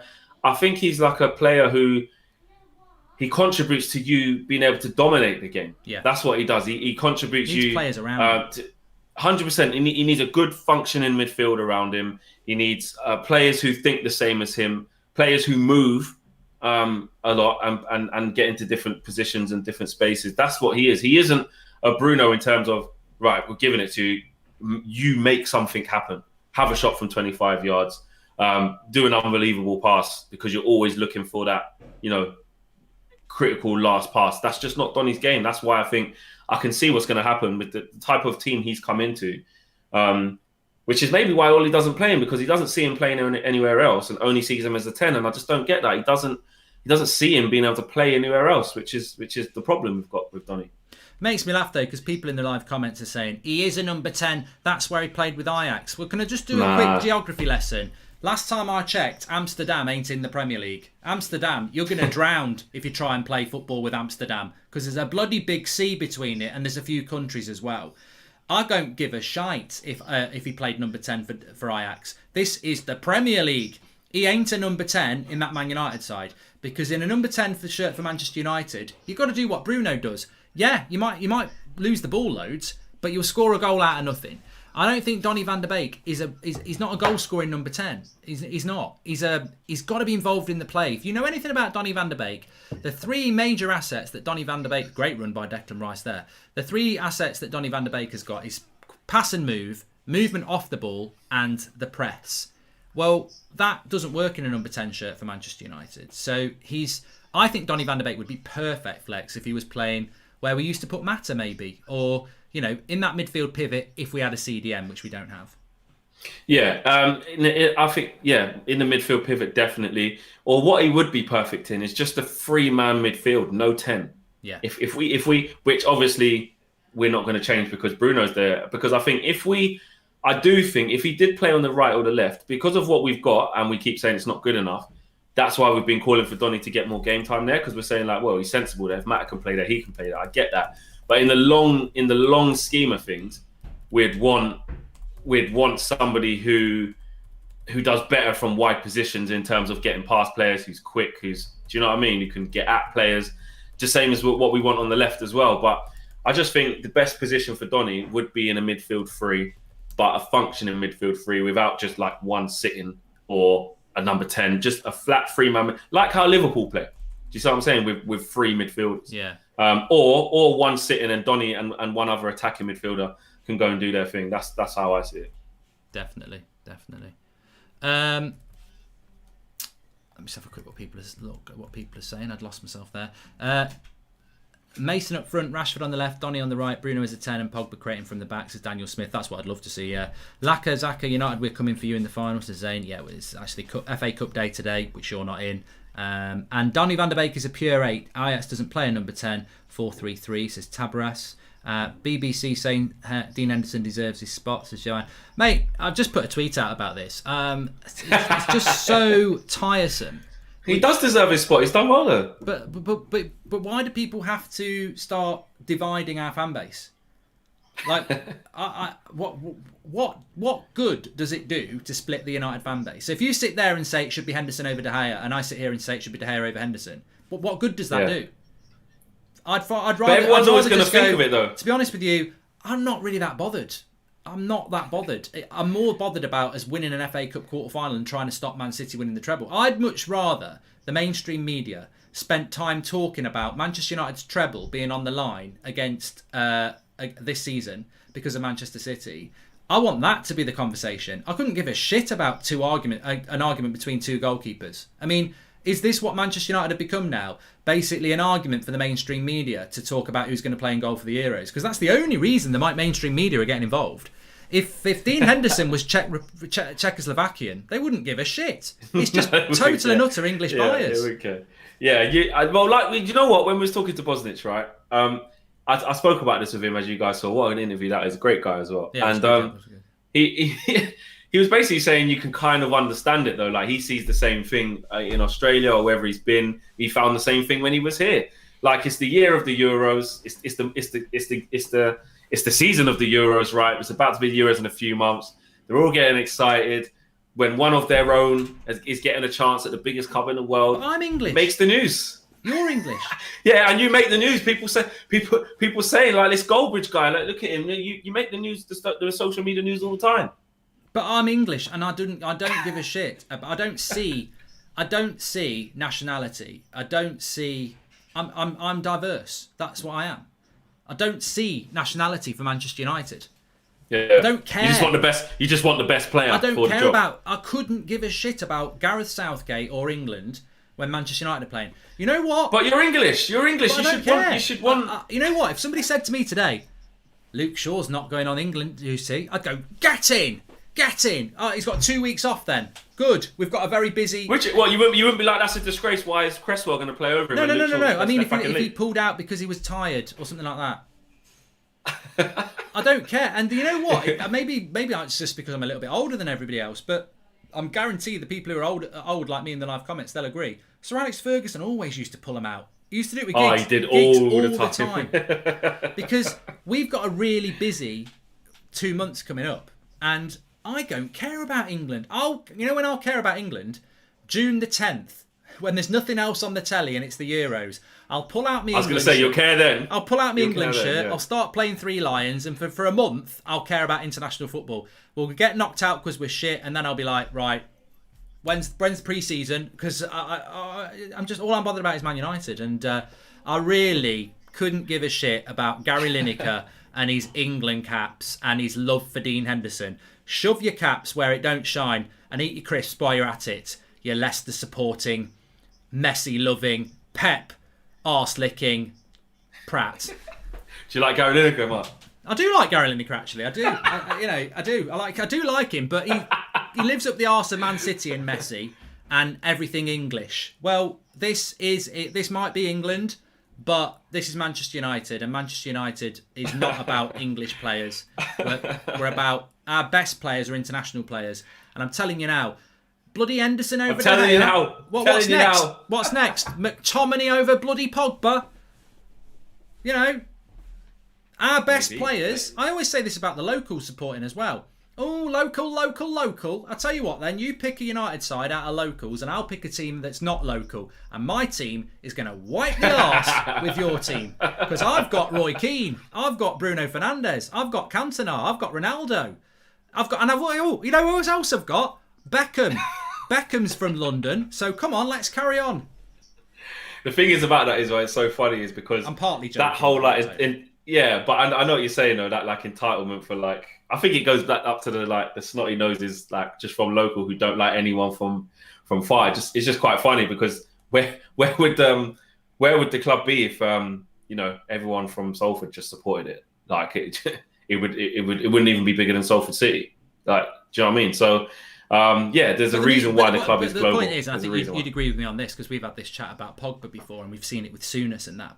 And it sometimes gets thrown in is there an element of racism there? Which I don't think that, but maybe you do. I don't think Souness or anyone else is going after Pogba for that. I personally think, having lived it, and we've spoken about it just there, what there definitely is amongst these people, whether it's our ex-players, whether it's Liverpool ex-players, the mainstream media, there is a British bias. That's what it is. Yeah. And it's dangerous when it's done against Martial and Pogba, because it could be construed as being more than a nationality bias. But we've seen it here. We've seen it here with De Gea. We've seen it with Bruno. It's been going on for years. And a lot of bigotry goes on. A lot of bigotry goes on. And this is what I mean. I do support England, but we're not in an international break and we're not in an international tournament. And to be honest with you, at a critical point of the season when we're playing a big game today, I give no shits about Gareth Southgate's England team. All I'm bothered about is Manchester United, and therefore I don't care what their passport is. I just care whether they're good enough to be Manchester United players, and that's all I care about. But definitely within the mainstream media, with ex-players and with some fans as well, there is this weird obsession with British players, and I don't get it. As a British person, I don't get it. I do get it with the youth. I definitely get it with the youth, and I suppose look, Henderson is a youth player, so I understand that. But that's not where the media are not going on about it because of that. They're doing it because he's English. That's what they're doing it for. That's it. It is that. I just there is a lot of bias. There is a lot of bigotry. There's a lot of you don't like adapting or accepting things that are different to the way you do things or different to the way that you are. Not you particularly, but I'm saying people who do this. So that is, and that's the difference between that and racism. Look, with the Pogba thing, with Martial thing, you know where I'm coming from in this. I'm not stupid enough to think that. Look at you. What are you, 95? I'm just going to leave it on the chair for you to have a look at, because I'm just going to quickly pop to the toilet, and I'll be back. But we are sponsored by Cards Plug, and they have got these distinctive United Stand backgrounds now. 40% off using United Stand codes. I'm going to leave that on the chair while I quickly go to the toilet. But there's one thing I wanted to ask you. In relation to Leicester, they are third in the league. They're just behind us. I think we're going into this game with Donny van der Beek and Pogba and thinking everything's going to be great. What are the threats that Leicester offer us today? We know about that pace of Vardy as well. Yeah, well, the pace of Vardy. Well, we saw it in the first time when we played them earlier during the league. The problem that we had is that we couldn't close the game out. It wasn't even that great, Leicester, but one mistake where McTominay didn't close down someone quick enough, and Harvey Barnes, ran through and scored a great goal. And then we didn't mark up Jamie Vardy, and then he got the tap in as well. So that's always a threat. That's how they play. But they're going with the 5 at the back as well, so they might be difficult to break down at times as well. They're going to be cagey. They're without some of their players as well, so that's going to be a big plus for us. I think they are going to be on the front foot at times, though. They're going to press well. They're not shy. We know that about Leicester. They're always going to come for us. But every time we've kind of put them in this bracket of being really exceptional, which they are because of where their league performance is, we've gone there and done all right. So, for me, I think we'll be all right. It will be a tough game. It definitely will be a tough game. But I think we'll get over the line. Ricky, which definitely isn't that Ricky, says, my Dan James heartbroken that he's on the bench. And the latest member of the United Stand Members Club is Mustafa inside the place. Big up Mustafa. And Marveloso says, also congrats on the 1 million milestone. Thanks for what you do. Been keeping me entertained since 2016. Keep up the good work. Big up yourself. And Red Devil says, I think it's set up for Donny to fail today. He can't be Matt Sharp, and Bruno will have to come on and save the day. What's your thoughts? That's what I was saying, Red Devil. I can picture the online meltdown when Donny's just kind of keeping it simple, popping it off to someone, moving in and out of the space, just playing how he plays. Because I suppose depending on how you like your football, sometimes Donny is a player that you might not find very attractive. You might not like that style of play. But me personally, I love it. I love that type of intelligent movement, intelligent on the ball, intelligent weight of pass. Like, you just do the right things consistently well. That's what makes really good players instead of average players. You do the right thing more times than not. So for me, I think we will see that. I don't think he's going to be good on the eye, and I think that people are going to call for Bruno very, very early on because we don't have that person going for the final ball. So yeah, I agree with you, Red Devil. I think people will probably do that about Bruno. 92 pace. That's bullshit. Like, I know these things are supposed to be fun, but that your one there looks like it should be like. Yeah, but you've only seen me play in my late 30s. Well, the picture of you there is in your late 30s, so I've got to go off that. Yeah, but I couldn't. It's not one of them gold old ones. I couldn't find a high definition of me in my prime at 23. Camera phones didn't exist then. Camera phones didn't exist then. Yeah, you was on the Kodak when it comes out the bottom. To be honest, I think if you were doing that based on how I performed, the only one that would be accurate would probably be, well, none of them, to be fair. But yeah, you remember that these are new. They're only out this weekend. They've got the United Stand background. So the link's in the video description for the new designs we've got. They've got the green and gold as well, which I can't show the green and gold because it just disappears in the green screen. But the green and gold ones are really nice. I might put it up on Instagram later, actually. But you get it all customizable. Any stats you want. You can actually use any picture and any name. So if you want to put your favourite player or whatever, you can actually do that. You can also have the United Stand badge if you want, your nationality, your overall. And we're giving 40% away, 40% off. So they're really good quality. They're really thick material. You can put them up on your wall. You can put them wherever you bloody like. But put them in your bathroom if you want. Put it in your shower. But they're probably not waterproof. But 40% off with the code United Stand. And they have got these brand new United Stand background designs, which are very, very nice, actually. And as I said, I've got the green and gold one here. But it just disappears. Green and gold. Green and gold until it's sold. Yeah, you can't have it. Yeah. Big shout out to Cards Plug. And with Easter coming up, don't buy your kids bloody chocolate. Get them one of them. That's what I say. There we go. So I'm going 1-0. You're going 2-1. 2-1. Yeah, 2-1 I'm going with. Yeah. I think it's going to be tight. I do think it's going to be tight. I've got a feeling we're going to concede. As you left, I was basically saying we always know about Vardy's threat. You look at how we didn't close the game out when we were 2-1 up against them earlier in the season, and let Vardy get in, even though it hit off to Nzabi, did it? Yeah, or by one of them. Yeah, we should have beat them. But we should have beat them. So for how good Leicester are, we have usually done quite well against them. They're not turning us over. No. And for that, I think I'm always confident playing against them. But it's always difficult. They've got players who can hurt you. Yes, they're missing a couple, but they've still got players who can hurt you. And we've got to be on the ball, man. Whoa. And we've got to get a result as well, one way or another. Got to get a result. Yeah, this is it. Yeah. Actually, yeah. You know what? I just forgot it's a cup game. I'm there thinking this is the league. No. Do or die. It doesn't matter how you get the job done. Just get it done. Do you know what I'm saying?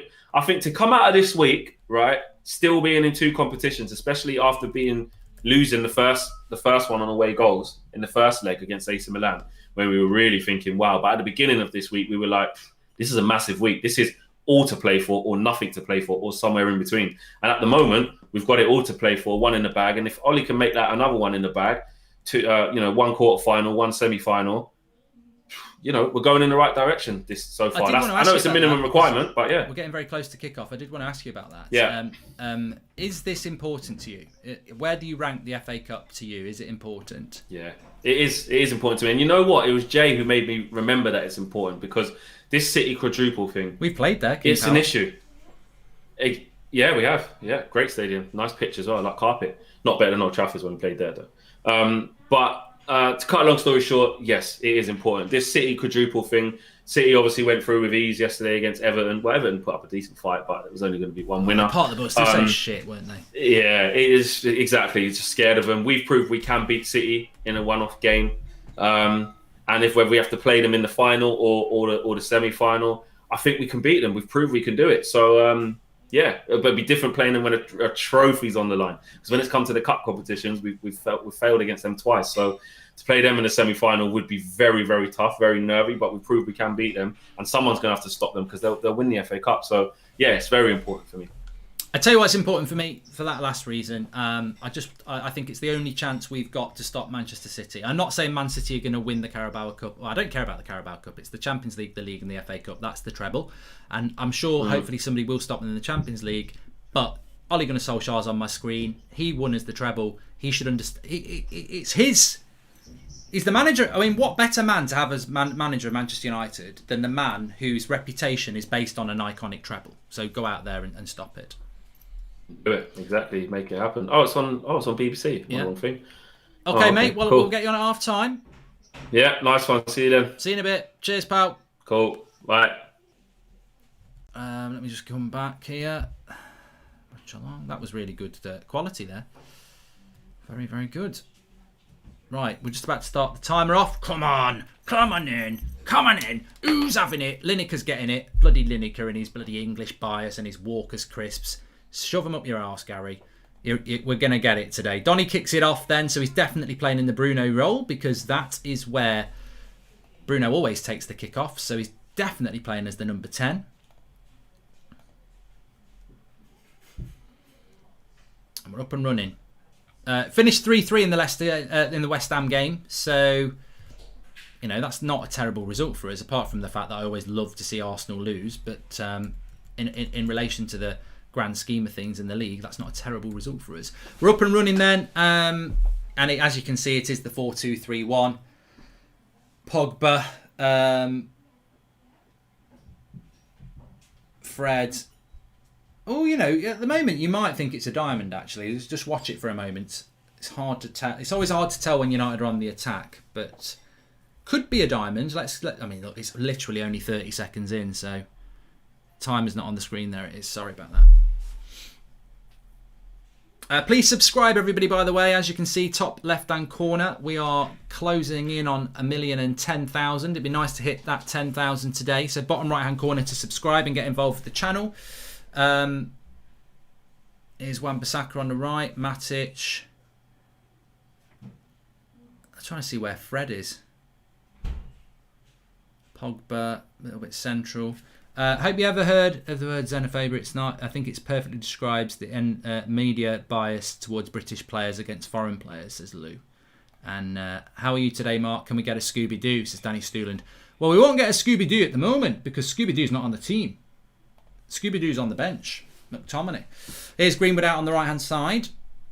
Fred, a little bit more advanced. I mean, I must admit, at the moment, the shape of the team with the ball does look a little bit more like a diamond, I've got to be honest. So we'll see about that. But United definitely pressing up here.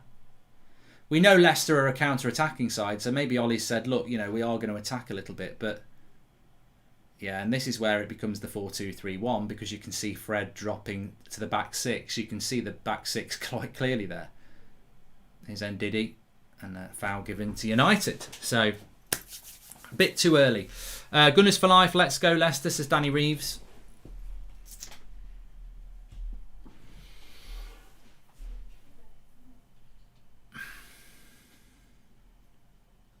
Kieran Millington says great start by United. And there's the back six. You can see it quite clearly. Although Pogba's dropped even deeper to make it a back seven. There you can see that. To me it looks like it's more like a 4-4-2. Like a 4-2-2-2. You can see Fred and Matic as the holders, and then you can see Donny drifting to the right, Pogba to the left. It's like a bit like a 4-2-2. 4-2-2-2 is what it looks like to me. Although now Donny's dropped in again between Greenwood and Martial. And then it becomes a bit of a diamond again. Yeah, you know, fair play. Might be a diamond. Keep an eye on it. Good start, good quick start from United in the first 3 minutes. Happy with that.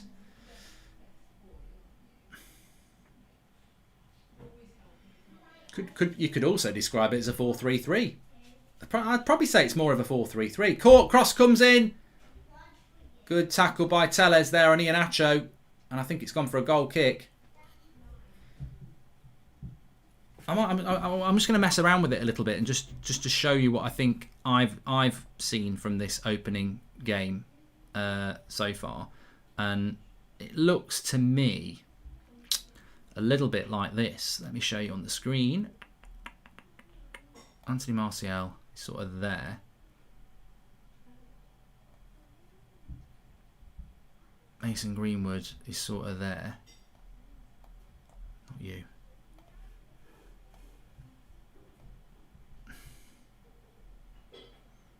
Fred's definitely sort of wandering over to sort of right-hand side a little bit more, with Matic sort of there and Pogba sort of like that.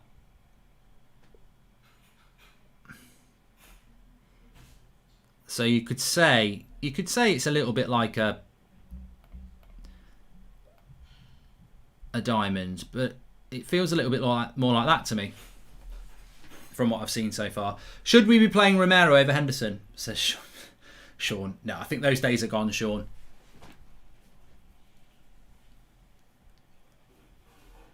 Good tackle by Tony there. Well, it was actually a foul. Didn't get a yellow card, Martial there, no.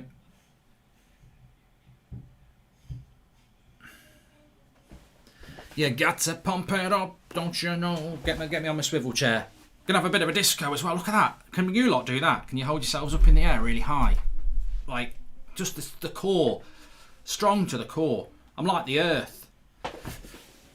I'm very bouncy today. Got more bounce than Zebedee. Got more bounce than a trampoline. Anyway, come on. Am I good? I don't know. I'm in a good mood today, I think. I'm just excited to see Donny van der Beek playing. It's like a miracle. It's an Easter miracle, but it's not quite Easter. But I'm also pumped up because I want to win. I want to celebrate a goal today, which is always a good sign, because I said this against West Ham last week. I felt we were going to get some good moments, and I think we're going to get some good moments. I'm having a good day, Paul. Yeah, I'm having a good day.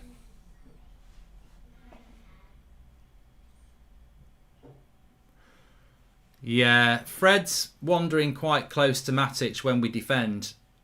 But Donny's... To be honest, there's a lot of interchangeability. It's I'm going to move Donny a bit.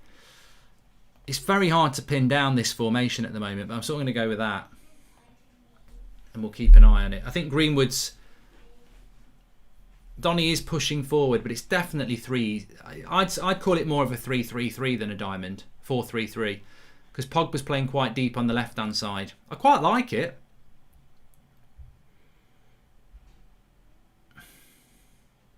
Martial's at left-back now, though.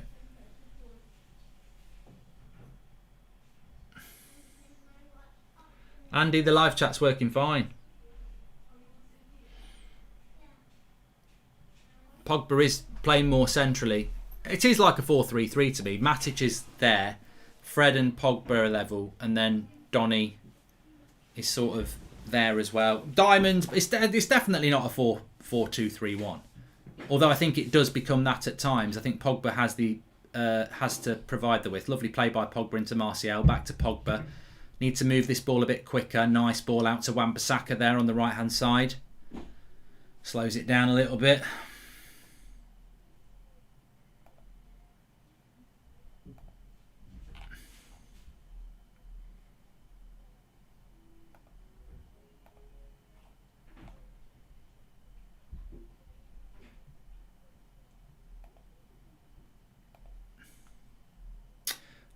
Why do you persist with those picks, mate? Says Scott Panton. I don't know what you're on about.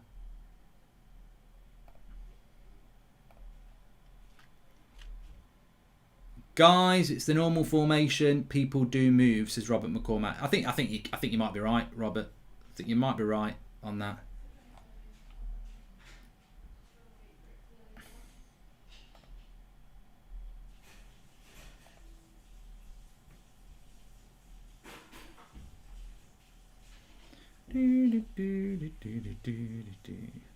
Come on, United, says Advath. Why still Lingard considering Dan James is starting, says Brian. Why sell Lingard, sorry.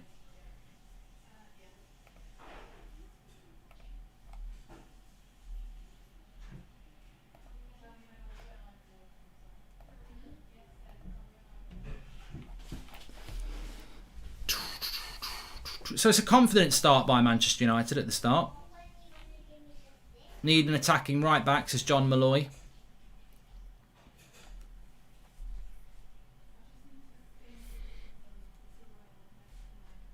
Matic is clearly deeper than Fred and Pogba, says Jose. Yeah, he is.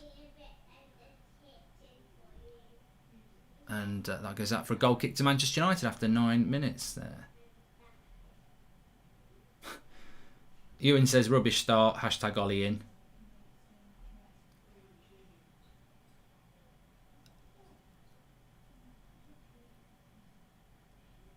I'm not a great lip reader, but I think Ollie just said protect the back six, says Rusty. Well, we do play with the back six when we haven't got the ball. You can quite clearly see how deep Fred and Matic are.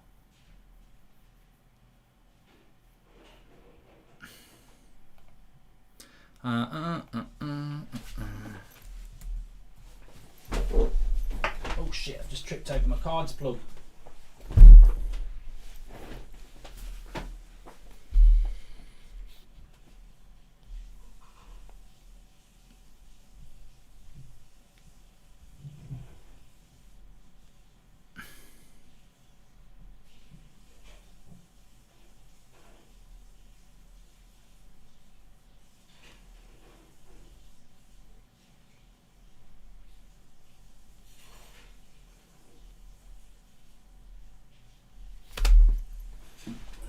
Big shout out to Cards Plug for sponsoring the show today. Remember, you can get 40% off with those and get your own customisable cards with the new United Stand designs. Mark, my win if you don't get one go. It says grinder score. I'm not reading that out. Did Southgate have a howler leaving out Wan-Bissaka from the squad? Love the content from America, says Devon. And I'm not. I've got to say, I'm not really that interested in who gets picked for England. I think if Luke Shaw getting picked is an indication that he's the best left back in the country, but I'm not massively bothered. Good turn by Martial here, gets it to Donny. Good movement to the ball from United when we've got it going. Nice ball by Matic there. I mean, one thing about Matic when he plays well is that he does move the ball a lot better than Fred and McTominay. Here's Martial, wins a corner. Well done there. Good. Nice ball by Matic. Nice little bit of work by Martial. Ball's moving a lot better as well. Happy with that start. If we win this game, do you think we could win the Europa League, says Sean? This is the FA Cup, Sean. They don't really correspond, do they? Great seeing you, Mark. Love the streams. Please cheers for us. Real Madrid against Liverpool, says Bill Sanders. Well, I do support Real Madrid against Liverpool. Of course I do. I mean, I think the Chelsea game was an experiment in the Premier League being better than La Liga. I suppose if Real Madrid beat Liverpool, though, where do I sit on that? I think Liverpool will win because of that reason. But good cross, and Harry Maguire he's just got such a balloon header, hasn't he? He never seems to get any power. It just sort of lets it hit his head. Get some neck muscles in. Do you think Donny can make a big impact today, says Alicia? Listen here, Fleck, we need to bring on Dan James, says Ricky Rowe.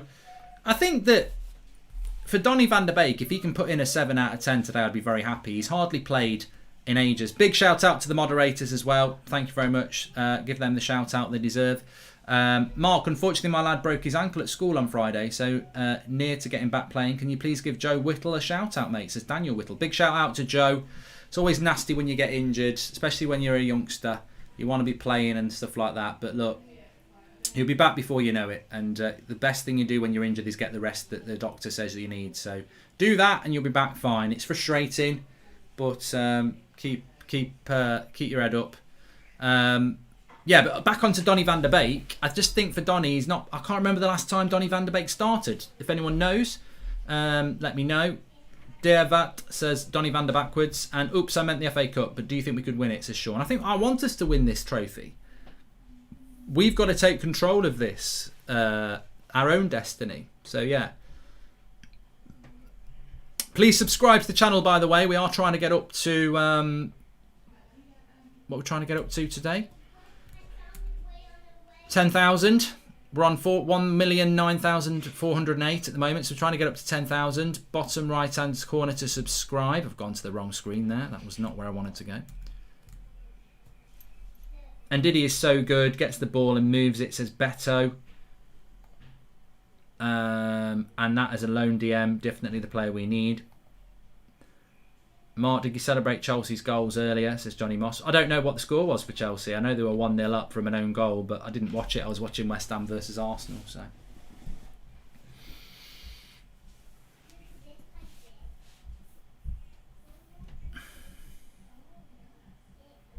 Matic is looking a bit more mobile today for the first time in about a year.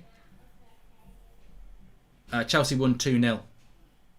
So the draw for the FA Cup is at half time as well. So keep an eye out for that.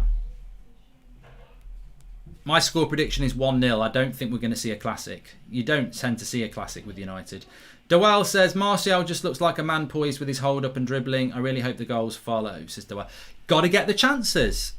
I think you can describe... I mean, one thing I'm looking at for United tonight, or this evening, is how we play football. Because I think so many people judge players on their ability, but not on the system they're playing in. Greenwood, I thought, played well against West Ham and against AC Milan, but had very few good chances. I know he nearly scored a couple of times, but he didn't get very many good chances. And Martial can run around as much as he bloody likes, but if he doesn't get the service, he won't get the chances, and that's what I want to see today. I'd like to see this guy having a good game as well. Tellez, bad pass by Donny there. But yeah, look, in relation to Donny van der Beek, I expect him to give the ball away a few times. Bruno gives the ball away. You know, when you're trying to make things happen, you're going to make it. It's going to happen. That's just the way it is, isn't it? I mean, Donny just gave the ball away there. Oh shit, he must be rubbish, and that's not the case. You are going to give the ball away. If every number 10 got the ball and played a killer pass, then the games would be like basketball. It would be like 98, 97. That doesn't happen in football because those sort of chances don't.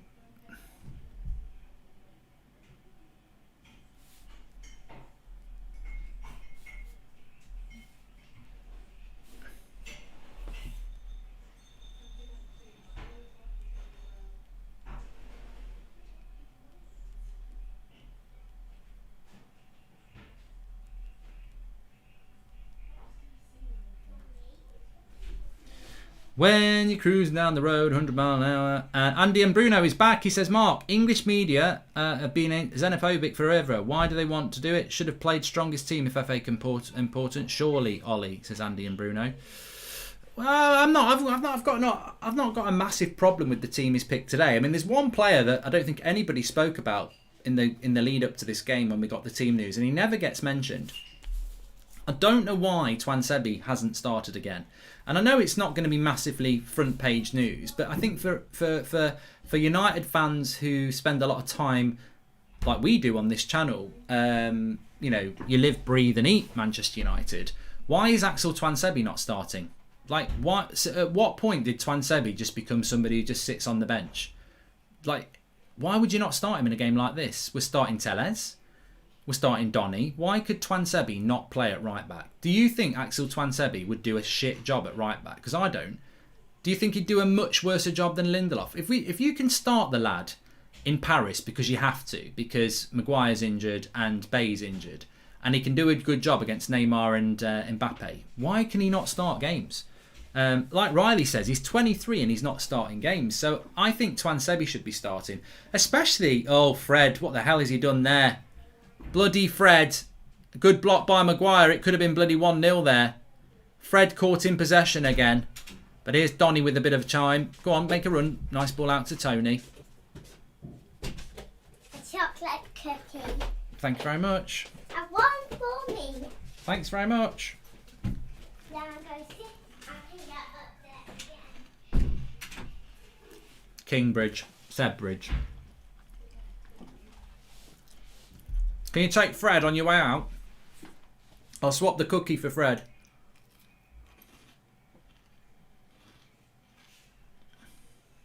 That's the moment of the first half.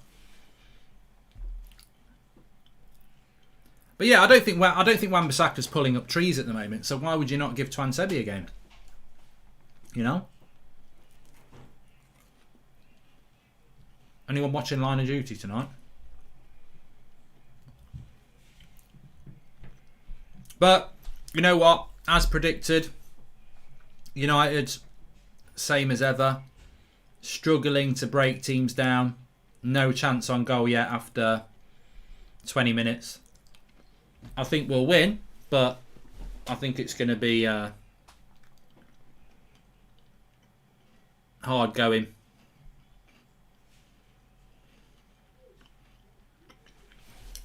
Very evenly matched at the moment.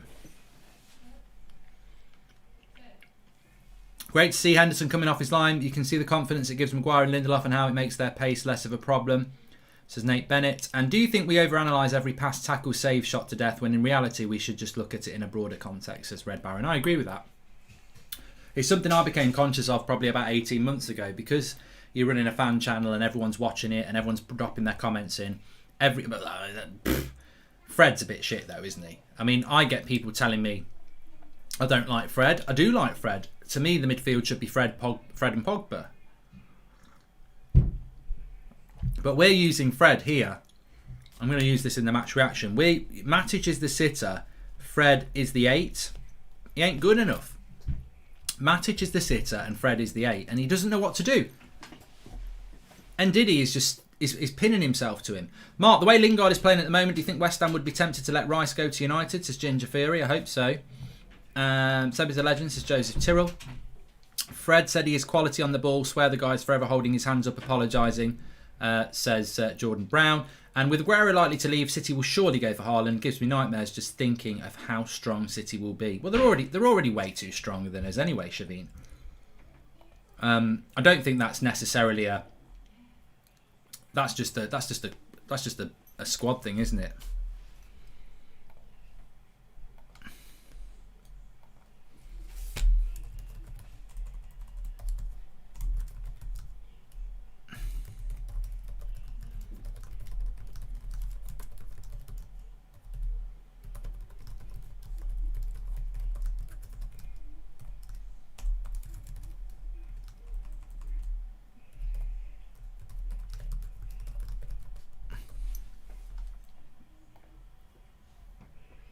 I think Matic has started off quite well, but as I said, Fred as the sitter, as the number 8, no. And Pogba's getting swamped. And what's a foul here, Pogba? I'm not so sure it was, to be fair, Paul. And they're coming away down the right-hand side now. Tellez has to pull out of the tackle. Albrighton wins a corner. Maguire coming across and doing well there. But as ever, I mean, look, there's a shout out from saying move it forward in the live comments. I can't see who it was. NJ says move it forward. Again, slow pace from United moving the ball back. You're so lucky my son hits me with a broomstick and your son gives you cookies, says MK. He shouts at me sometimes. If I try and take his my foot off his phone off him, and it's not his phone, but he just likes watching stuff on the phone. Yeah, but Donny will start to struggle. Martial and Greenwood will start to struggle because we're not moving the ball through the team. I said this before about Mourinho last week. Let's just watch this corner and remind me to come back for that.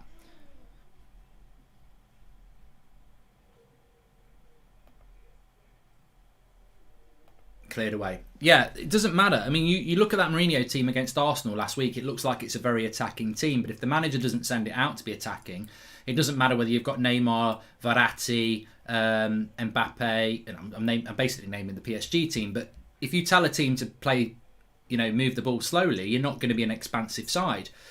I think we did what somebody said in the live comments. We did the 6-minute abs.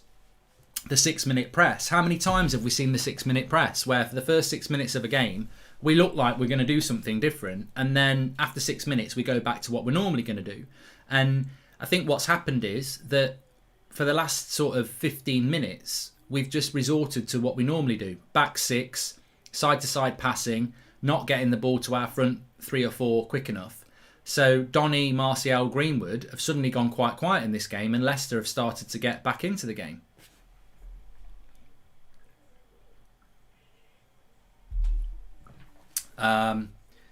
Yeah.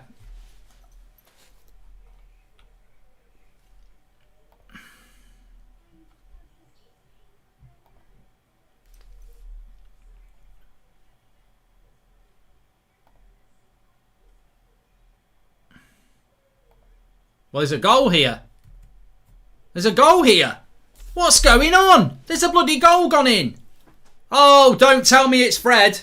Don't tell me it's anything to do with bloody Fred. It's Iheanacho as well. Oh my God. Things are really bad if he's scoring. What's going on here? It's bloody Fred. Right, said Fred. What the bloody hell? Jesus Christ. What is going on? It's Maguire. Maguire passes it into Fred. Terrible first. Oh, for God's sake. He can't put... I mean, tell you what, it's a shit pass by Harry Maguire. It's a stupid pass by Harry Maguire. I've got to say, Maguire's pass is ridiculously dangerous, but there's still no excuse for Fred to do that. I tell you what, the Foxes are winning 1-0, and the chickens have been eaten here. And chickens is the right word, because that is cowardly defending by Manchester United. Why is Harry Maguire passing it into Fred with his back to goal and 3 Leicester players behind him? That first touch is like a bloody trampoline. And he passes it to... just shit. Absolutely crap. Terrible defending by Manchester United. Well, it's not even defending. This is exactly what we were just talking about. This inability to move the ball out. We don't know how to move the ball out from back to front. Absolutely terrible. Terrible. Maguire should never pass that ball to Fred. And how Fred passes it to Iheanacho. I mean, he must be bloody colourblind. Who does he think he's passing to? Oh, I thought it was Matic. Yeah, because he's wearing a bloody red shirt and he's 6'5". Bloody joke. Absolutely joke. Joker.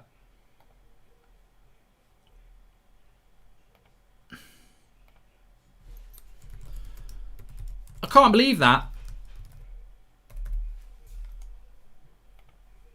I can't believe it. I mean, it's you know, I've got to be honest. People probably don't realise this because they probably don't play football. But Harry Maguire should not play that ball into Fred. He's got his back to goal. There's a Leicester player right behind him. What's the purpose of the ball from Harry Maguire to give that to Fred? Because Fred can't turn. He's got a man on him. It's a bad pass by Harry Maguire. But by no means should we concede from there. It's all on Fred. But the pass, there is a responsibility on Maguire. It's not a good pass to play. Why would you pass a ball into a player on the edge of the box who's got a Leicester player right behind him? There's not a lot Fred can do there. What I'm trying to say is that it's 100% Fred's fault, but why would you pass the ball into Fred on the edge of the box who's got a Leicester playing behind him? What's he going to do? The only thing Fred can do is try and pass it back to Henderson, and Iheanacho's there. So why does Harry Maguire not just hit it forward? What's Fred going to do with that ball? But he shouldn't do what he did do with it.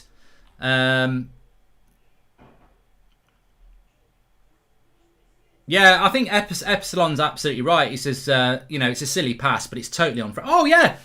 99% of that is on Fred. Of course it is. It's ridiculous. Absolutely ridiculous. But I do question why Harry Maguire is passing that ball into that. And, of course, everybody in life just wants to put the blame onto one person because they only want to take one side. But there's always a contributing factor. There's always more than one side to a story. And I don't really understand why Harry Maguire passes it into him. But... It is all on Fred. He's got to do way better than that. And I tell you what, I don't know whether we've got the immigration office on, but they need to check that passport because he ain't Brazilian. I reckon he's born in Stoke. Absolutely terrible. Really, really terrible. And Maguire wins another header, and it's gone out for a goal kick as per usual.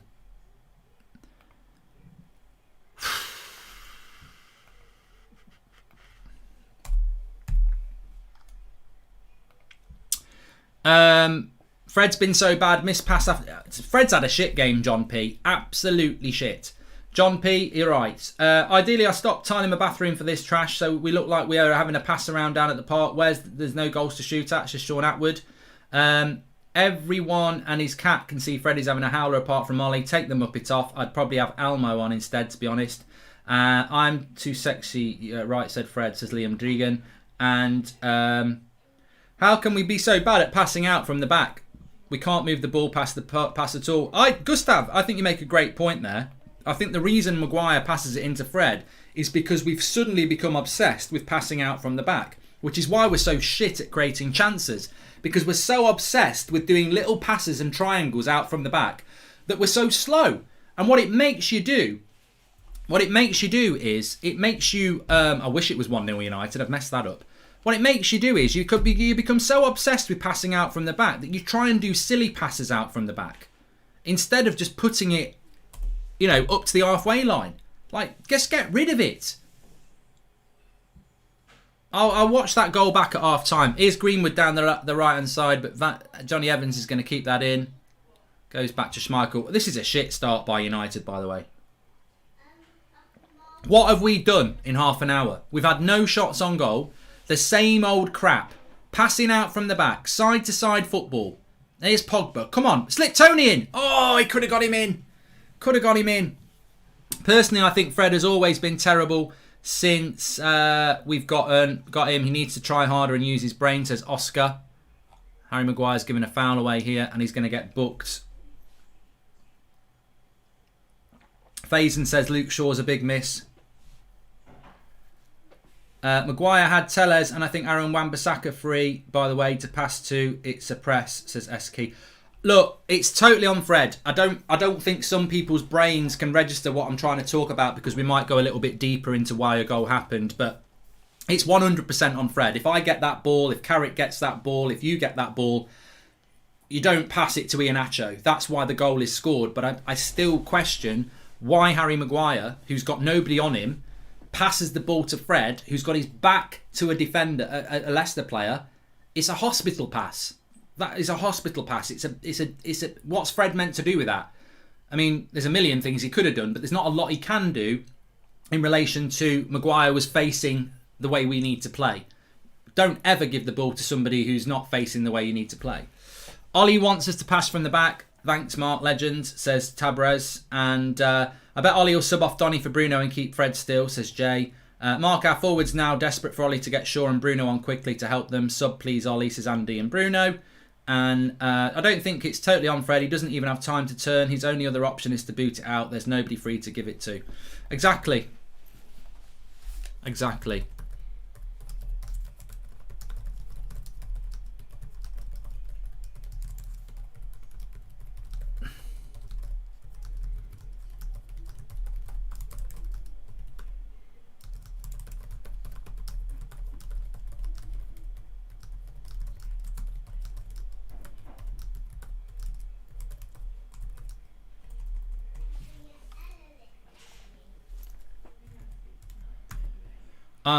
I don't think it's totally on Fred, says Joshua Bowater. He doesn't have time to turn. His only other option is to boot it out. There's nobody free to give it to, says Joshua Bowater. You'll laugh at me, but United will never win a league with Maguire. I hate this, I'm right, but we don't win the league with him. Facts, says Shrathmath Fitness. Yeah, to be honest, City are obsessed with passing out from the back and they can decimate teams, so I like to see it continue long term, says Red Baron. Gabriel looks like Europa is your only way to win a cup this season, says Zane. Maguire is getting skinned by Iheanacho. Poor start for him. Vardy and Iheanacho tormenting our centre-back, says Vignesh. I think we should have played Twansebi. Bit of pace, play higher up the pitch. Yeah. What's my opinions on Maguire? I think he's been better the last few weeks, but I just think we've got this obsession with playing out from the back, and I don't know why we have it. Because I think when you've got this obsession and playing out from the back, it makes you play passes that you shouldn't just play. Sometimes a 50-yard boot to the halfway line gives you possession, gives you not possession. It doesn't give you possession. It gives you ground. You get up the pitch. But you know, you got all these people saying, "Oh, Pogba FC, Pogba's my man. Look at what Pogba does when he comes on the pitch. This is what I'm talking about. Pogba." I like Pogba, but it ain't that easy. You don't just put Pogba in a team and everything's rosy. You're still a victim of the players around you. You're still a victim of the system you play in. Pogba looks frustrated after 33 minutes. He can't do it on his own. We've seen this for 4 years. You don't just put Paul Pogba in a team and everything's great. You don't, Donny van der Beek, Anthony Martial, Mason Greenwood, they're just doing the graveyard shift. We've seen Greenwood do it. We've seen Martial do it. We've seen Cavani do it. They're just getting starved. Rashford as well, Bruno. Martial, Donny, Pogba and Greenwood at the moment not having good games because the ball is not moving from back to front. I'm tired of it. I'm sure you're tired of it as well. We talk about it every single game. If we don't get a clean sheet, we're in trouble. We're in trouble again here. Vardy, good tackle by Wan-Bissaka, but we're not getting the ball out of our own half. We're trying to pass through all the bloody time and we're losing the ball. Leicester now, Martial's probably going to get booked here. Slow movement out as standard by Manchester United at the moment. Thing is, I didn't even really spot the goal because when you sometimes United have got the ball and you sort of wander to look at your phone or your live comments or something like that. I think the live comments had just frozen, so I was looking at that. I was like, we're fine. The next thing I know, there's a goal. Watch out! Watch Ollie take Van der Beek off instead of Fred, says Fezan, 100%. And what's Donny meant to do? We play like Stoke, says Nate H. Yeah, I agree.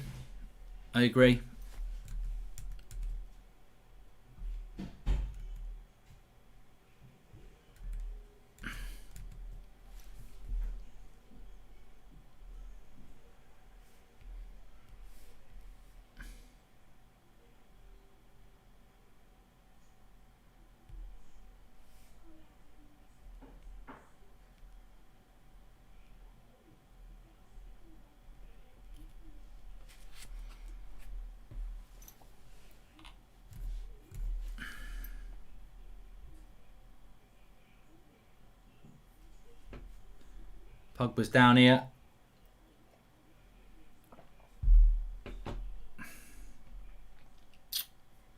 I don't think Pogba will get injured because he'll want to play for France. But, well, just because he wants to play for France doesn't mean he's not going to get injured. He's hop. No, he's. I think. He did that.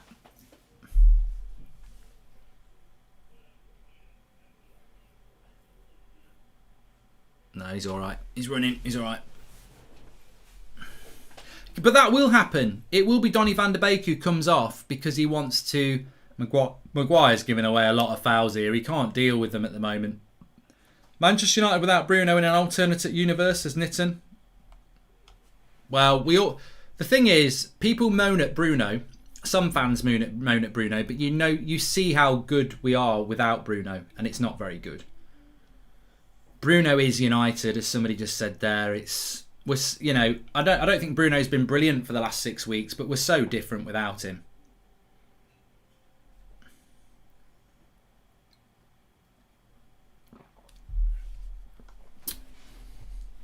Take Fred off, put Pogba in the pivot, get Bruno on. It's so obvious. So obvious. It won't happen though. It'll be McTominay who comes on because he can't move away from 2 CDMs. But the problem is, when we go 1-0 down, this is what happens.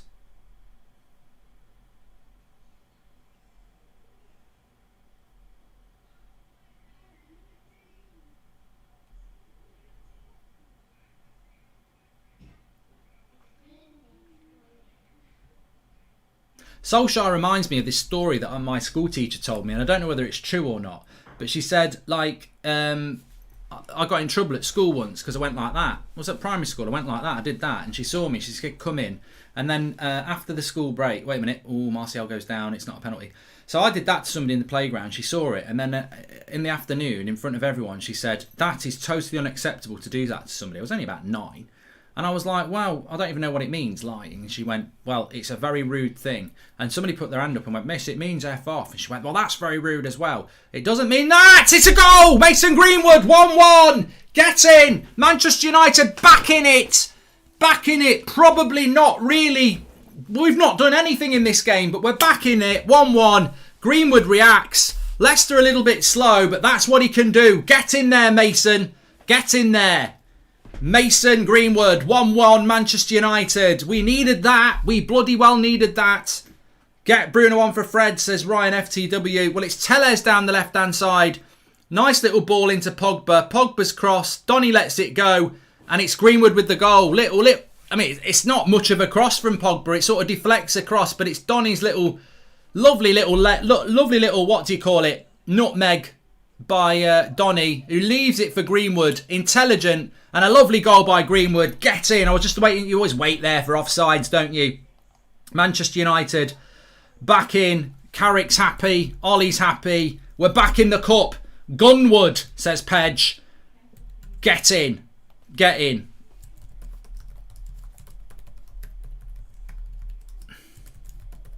It's called a dummy by Donny. Intelligent, you see. Fred would have hit that.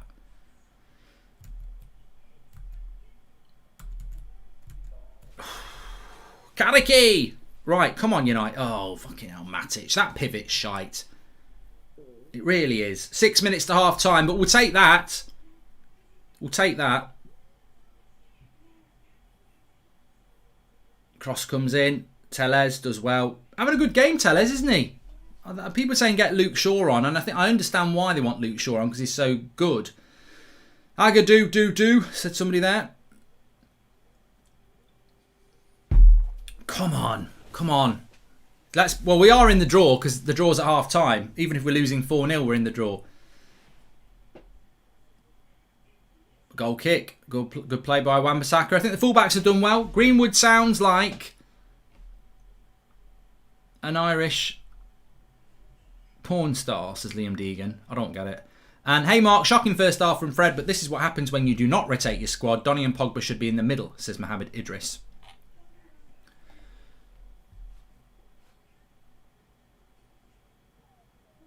Oh, that's a foul on Matic.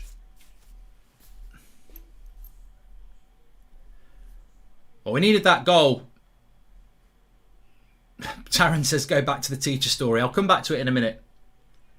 Just watching United here because I think we've got a bit of momentum. Fred gets it out to the wide. Wan-Bissaka. He's going to put a cross in. Johnny Evans wins the first ball. Second ball, Martial. Oh, come on, that's a penno. Fred. God, no, Fred. Greenwood. Hit it, Mason. Lays it off to Pogba. Oh, doesn't get hold of it. Good opportunity for Pogba to get a shot there.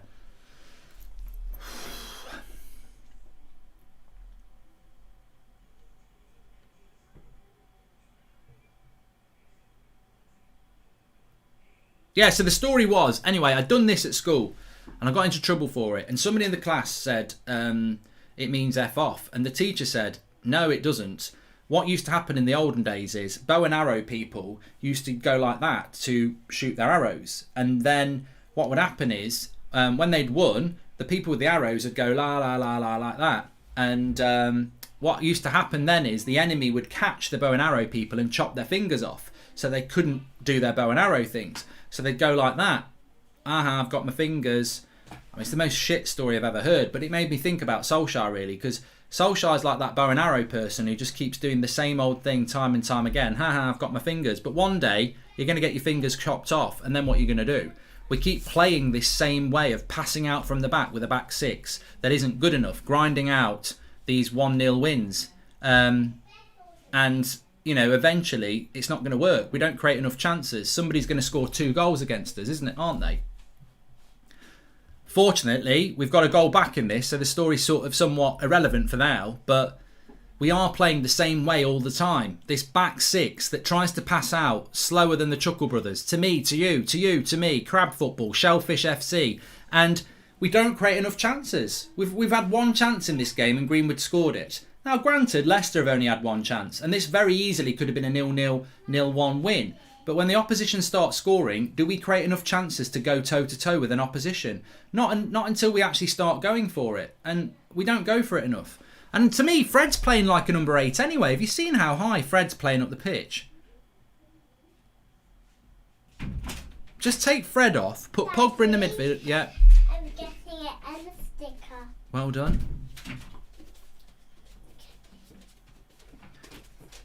Wan-Bissaka loses it there. Left-hand side for Leicester here. Cross comes in. That's all right. But yeah, Fred's playing really high up the pitch anyway, so why not just put Pogba in the midfield?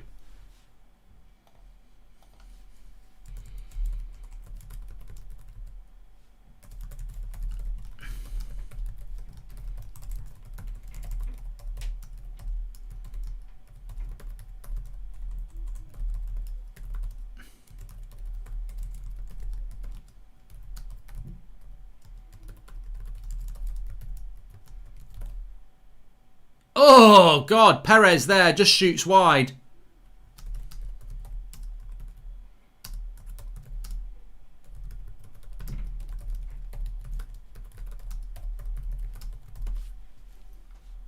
Sent Matic back to Sir. I tell you what, he's very unlucky there. Henderson was not saving this.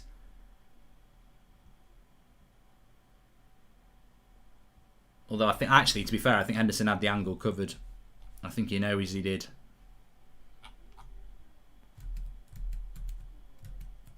So approaching half time here, 1 minute to go. Please subscribe, by the way, bottom right hand corner. If you can see, we're 400 away from 10,000. So bottom right hand corner to do it. I'll tell you what. It's exhausting supporting any football club. It's definitely exhausting watching this one. Pogba takes free kicks for me, Kieran. Here's Martial. I think in an attacking sense we've been okay. I just don't think we've attacked enough.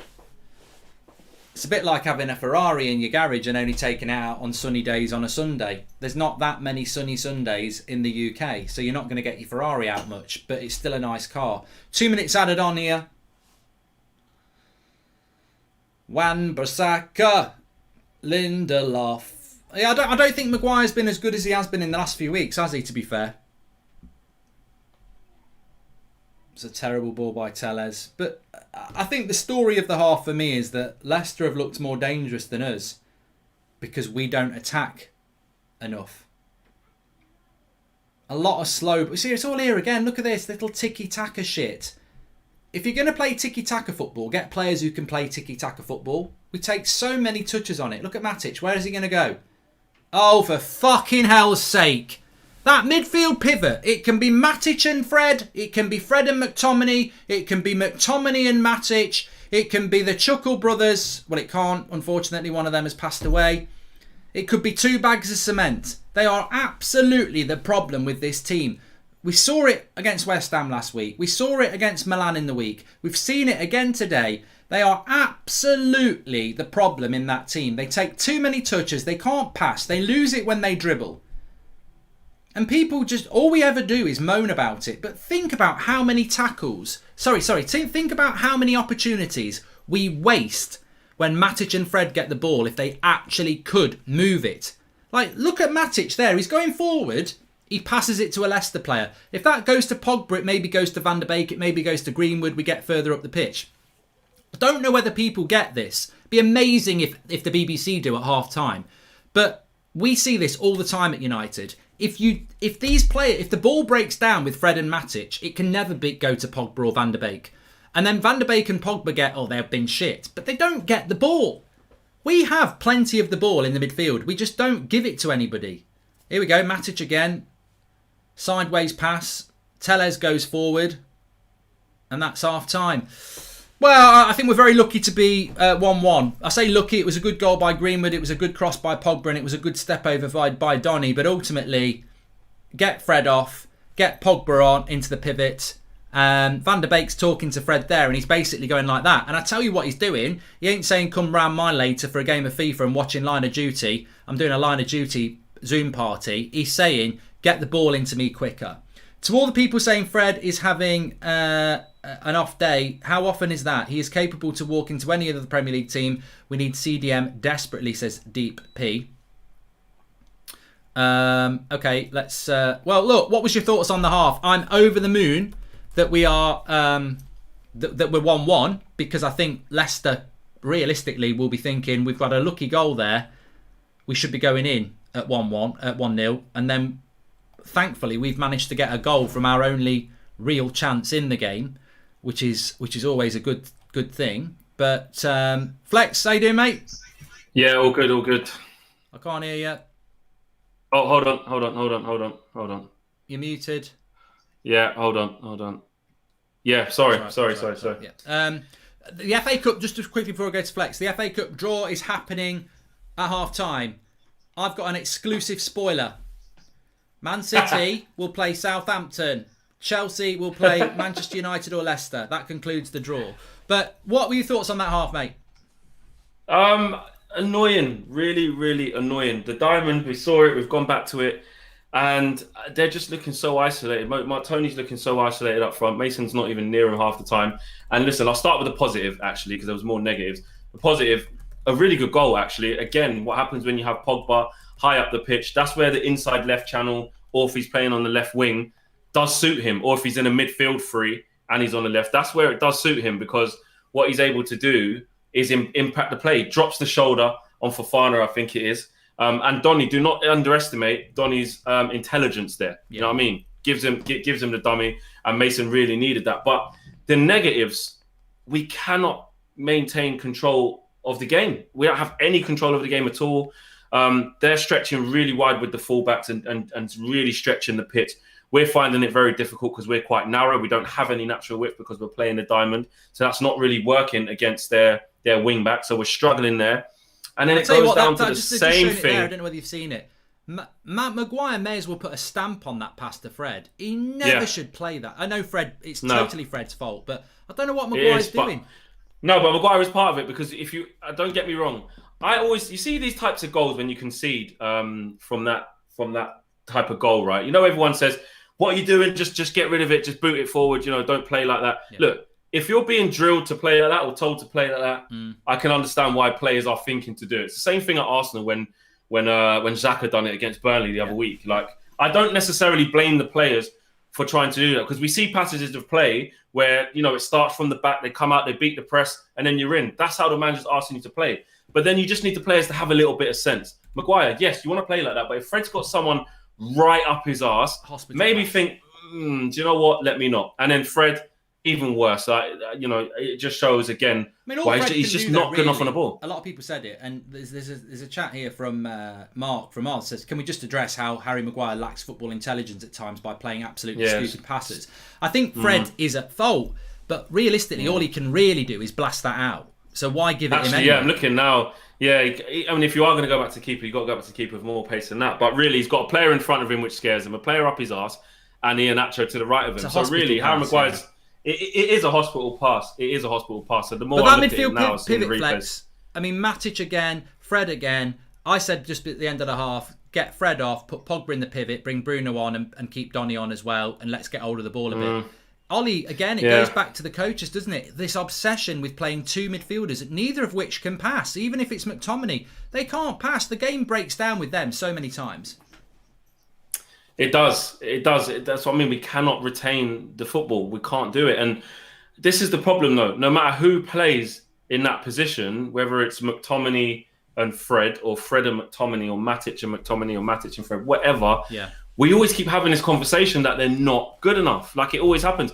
How many times have we had this same conversation when they've just played in a 4-2-3-1 in the pivot? We're basically saying the same thing. I just think it's highlighted more because we're playing the diamond. And then on top of that, I've just moved the camera the wrong way. And then on top of that, we're playing against wing backs because they got five at the back. So it's an issue. It's a massive issue, and I don't see it changing until we just get better players in there. Full stop. But that's the thing. He could put better players in there right now. He could put Paul Pogba in there next to Matic and have have Donny and Bruno. But true. Maybe could. But I don't think he will because he's obsessed. Like you said, he's obsessed. It's always got to be Fred and McTominay or Matic and McTominay or McTominay and Fred, and none of them can pass, and they can't dribble either. They can't carry it and they can't pass it. Well, that's a big problem. It is, exactly. It's a massive problem, especially in a game like this where you're getting pressed a lot. Now, Ollie, I don't see him making tactical changes at halftime. I think again, which I think is the wrong situation, but I think he'll believe he can get a reaction out of them players second half. I think he'll think because we got the goal, he can basically bollock. Like you said. Yeah, nick it 2-1, but basically, but also bollock them to try and get them to keep the ball better. And time will tell if he does that and if he gets a reaction out of these players playing in the same diamond and they come out and they just keep the ball way better and go up the gears. Great, but the way I see the game going, I can't see it happening. You know the problem with that is, if we've had a bad 45 minutes and he bollocks them in second half and they come out and do well, fine. I think we can all agree with that. But I think where everyone's fed up is that, all right, if you bollock them and they do well in the second half, that's fine. But this has been happening every week for months. The midfield pivot is awful. It's the consistent thing is that Fred, McTominay, Matic can't dribble, can't pass. And we don't move the ball. And again, Martial, Greenwood, Donny, Pogba end up having quiet games because they don't get the ball enough. That to me is the issue, really.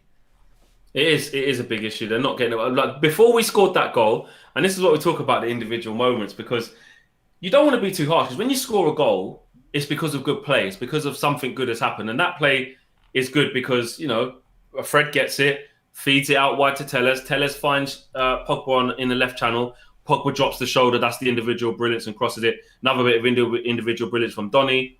Dummies it, and a good finish from Mason. So you don't really want to get on their backs because they're doing what they're supposed to do. But the way that the goal came about, it looked like that could never happen. Do you know what I'm saying? It looked like we just could not get the ball. We wouldn't be able to make any chances. But the strikers in a two, with the diamond just behind, were looking ever so frustrated, not getting enough of the ball, looking isolated against the three centre-backs of Leicester. And it just showed that couldn't happen. And it's being able to build on that and turn that into putting Leicester under constant pressure or consistent pressure. I don't think we can do that with this formation. It doesn't matter if we get Sancho or Haaland or even a top centre-back. If we don't improve the CDM position, then it makes no difference. Its most important role, says Robbo FM. Van der Beek can do the same thing that Bruno does. He lacks the intensity. It's baffling how Ollie doesn't play him deeper. So frustrating, says Joan. What is the ridiculous structure we're playing? It seems everyone is our position. Without Bruno, no one else presses from the front. What's our aversion to a back three? It fits the game perfectly, says George. Well, I think we are playing the same way all the time at the moment. A good coach can make a team better, the sum of its parts. This team doesn't have the confidence of knowing where their teammates are. And this is what we were talking about before the game kicked off. A lot of people getting very excited. And, we saw Pogba come on in the Milan game and everyone's, I like Pogba, but it's like, oh, that's what happens when you put Pogba on the pitch. Well, no, that's not what happens when you put Pogba on the pitch, because Pogba's been on the pitch for 45 minutes and he's had a very frustrating game. This is in no way a criticism of Paul Pogba. It's a criticism of the system he's playing in. We've seen it with Bruno. We've seen it with Pogba for 4 years. They can do moments of brilliance, but they're not just going to have a worldie because their name's Paul Pogba. They're gonna struggle in a system like that. We saw the frustration of Pogba. We saw he was getting swamped. They get the ball so slow. That's what we're talking about. Can you hear me? Yeah. It's the lack of having a consistent style of play that puts the opposition under constant pressure. It's the lack of that. It's the lack of way of playing that makes the other team have to retreat, that makes the other team have to defend for long periods because we recycle the ball a lot. We have people running into spaces that make it awkward for defenders. We have people running through channels. We get players running back towards their own goal a lot. We don't do that.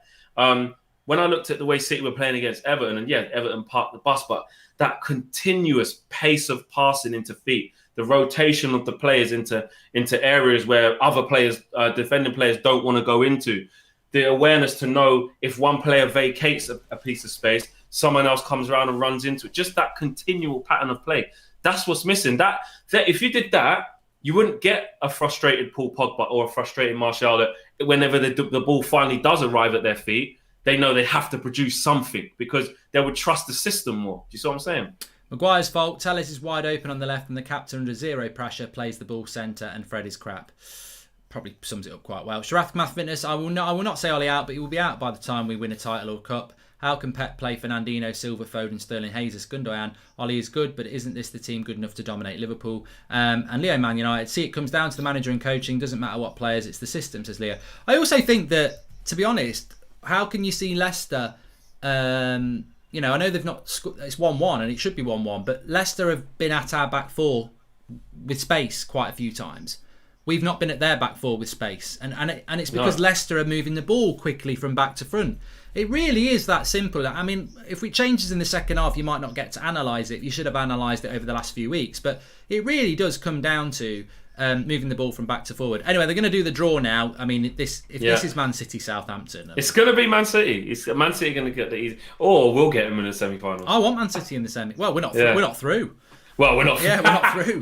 How dare I? I don't know why I just said that. That's going to get. Yeah. I don't know why they couldn't do it at full time, but they are doing it now. So let's keep up to that. I'm a little bit behind you, so keep me. Effectively, though, the substitutes I think he's going to make Flex will be Donny for Bruno, and that for me is wrong. It's going to be that. It's going to be that. It will. That's what I'm saying. And even Donny just getting a chance instead of Bruno, you just know what the sub's going to be before the game's even flipping started. Yeah. But he had a hand in that goal. People will say, "Oh, what did he really?" If you know your football. It's very, very clever. Very, very clever. So, we'll see. I think Matic has been bad as well. Yeah, Matic has been bad. It's a bit like the last few weeks. I think Fred's marginally been better than McTominay, but been bad the last couple of games. And I think Matic has been marginally better than Fred in this game, but also quite bad. Anyway, they're just about to do the draw here. Number one is Southampton, and number two is number one is Manchester City, and number two is so 3 out is Man United. So number 4 is going to come out here. It's number 2. I can't even see. Number 1. Number 2. So it's Chelsea versus Man City in the semi-final. Is it? Yeah. Whoa. Well, I'm just going to go to toilet actually, Flex. You talk about that. Yeah. Well, what was it? Chelsea. So it's United Southampton. Okay, cool. It's not United Southampton. It's United Leicester or Southampton right now. We're 1-1 right now. The players will, I don't know, maybe they won't know, but us as fans, listen, we got to go and do the business, man. I don't even want to talk about the next round really too tough because we're 1-1 in this. I mean, doing the draw at half time is so dodgy. Like, even if we would have been winning 1-0 or something, I wouldn't have liked that. But at least we know as fans, look, if we can get through this today, get that goal, we got a good chance against Southampton in the semis, and then get to the final against a Chelsea or City, which I think it'll probably be City. But then again, the way Thomas Tuchel's playing, you never know. He might be able to keep them at bay and nick it. But I doubt it. I doubt it. But there is an incentive there. I don't want to. I almost don't. I've just been saying when you were gone. I almost don't want to get too much drawn into this because it's at half time 9-0 and it's really difficult because we haven't done the business. We haven't done the business yet. We're 1-1. We're not even winning this game yet. And even if we were 1-0, I would still be like, listen, it's 45 minutes here. So, but I don't know. I don't know whether the players will have been told, but like you said, there's an incentive there. Semi-final against Southampton is obviously a lot. I don't want to be disrespectful to Southampton, but you'd rather play them in a semi-final than Chelsea or City. Yeah. But you're gonna have to play one of the good big boys at some stage, and at least maybe City have to work that a little bit harder to get to the final because they'll probably still win that game. But Chelsea could have something to say about that. But forget all of that, Mark. I'll be honest with you. You've got to go and get. We got to go and do this. Well, I went with 2-1. I'd like to think. I'd like to think we'll still get it. I still think we're, in terms of the not losing mentality, the winning mentality that we seem to have, and just nicking it. That is instilled in us, and we don't concede a shitload of goals. I mean, when's the last time we conceded more than one in a game? It's a bad first half. We've got to do better in the second half. Yeah, but they absolutely can. They absolutely can. But Ollie's got to get a reaction out of them, plus look to change it, because I think we'll get punished again if we carry on like that. Definitely. Please smash a like on the video, everyone, and subscribe. Bottom right hand corner, we're trying to get up to 10,000. So Flex, unless it goes to extra time, in which case you'll come back on. You're on the fan forum after the match reaction, aren't you? Yeah, that's right. You know where to find us unless I see you at extra time, which I won't be happy. All right, I'll speak to you in a bit, pal. All right, that's one. Cheers. Big up Flex there, and they will be on the fan forum in a moment. Not in a moment. Hopefully in 45 minutes when we've gone through. But we have got the opportunity for extra time and penalties today. Please subscribe, by the way. You can see we've gone up to 703. We're 300 away from getting to 10,000. So bottom right hand corner to subscribe to the channel. Get involved with the United Stand. We're live every night at 8 o'clock and every morning at 10 a.m. Just let me remind you as well, we're sponsored by Cards Plug today. If you don't know what Cards Plug is, it's these little beauties. Let me just show you on the big screen. Brand new. They've got the new United Stand backgrounds now, just launched this weekend. 40% off with United Stand code. You can put any player you want on there. You can put yourself on there. You can get United Stand badges on there if you want. You can put your own name on there. You can put your best player on there. Whatever picture you want to upload. You can put your mum on there if you want. You can put your girlfriend on there. You can put your boyfriend on there. Whoever you want, with your own stats. Totally customizable. Really good quality material. Go on your wall. Wherever you want it, and you can get 40% off with the code United Stand. And they have got these brand new United Stand fire sort of backgrounds now. You can get them in green and gold as well. Fantastic. I'm going to put a picture on Instagram up later of the green and gold one. And thank you very much to Cards Plug. 40% off. Make sure you download. Easter's coming. Don't get an Easter egg. Get one of them. Say, Gran, I don't want an Easter egg this year. Get me a Cards Plug. I've got a 40% code. It's a bargain. And lovely stuff. Anyway, the second half has kicked off, as you can see. Big shout out to Cards Plug there.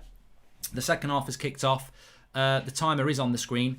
And we're good to go. And if we can get through this, Chelsea, Man City, that's a chance for somebody to knock City out. And if we get through, we can knock Southampton out and beat them ourselves. Could be our first chance to get through a semi-final against Southampton. You know, you've got to take it. But we've got to do it. No changes, of course. Mark, we have to keep Donny on, but add Bruno to the attack. Ollie frustrates me so much, says Jeff. And Mark, why can't Van der Beek, Pogba and Bruno play in the same team, says Sharath Kamath Fitness. I agree. If Bruno had a pivot like ours, the industry revolution would never have happened. One for the engineers in the chat. Sorry, if Brunel had a pivot like ours, says Nick P. Thanks for all the super chats that have come in there. And thanks everyone who's subscribing to the channel as well. Leicester on the attack here. Henderson, easy catch for him. Let's see if we can get an attack on the go. But yeah, what an incentive to get through. Southampton in the semi-final. I mean, no disrespect, it's a cup semi-final, anything can happen. With the back three, we would get hold of their front two. Telles can go further up. Van der Beek can play deeper. Pogba and Greenwood can come central, much like Leipzig, says Jude Vargas. Ollie don't really change in-game tactics. Pogba's over on the right-hand side at the moment, though, so there might be a little bit of a change going on here. Donny's gone to the left, and I think Pogba's come more central. So that's That's probably a change from the first. Well, okay, now what's Maguire's passing like today? Poor. The thing is, if you're passing out from the back and you can't pass out from the back, it's prediction when Ollie makes his first sub, marks, says Jay. Probably McTominay and Bruno. I don't think we're going to... I think Bruno will come on for Donny. That's my sad prediction. Leave it, Fred. Let Donny have it.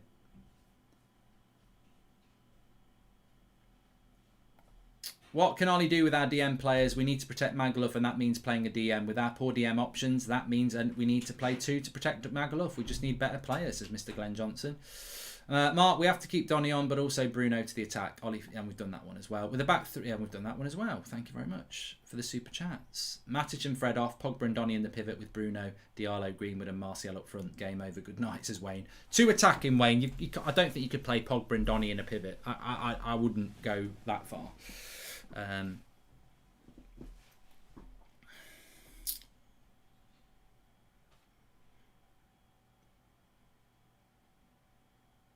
Exciting, yes, it is exciting.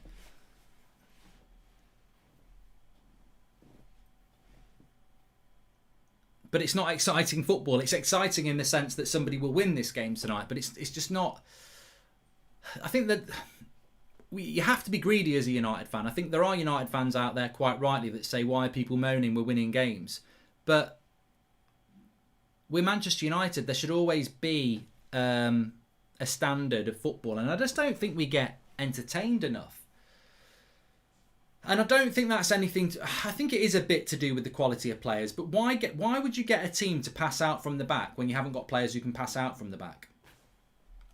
The CDM already wears number 6. Easiest solution, play Pogba at CDM, says Dayon.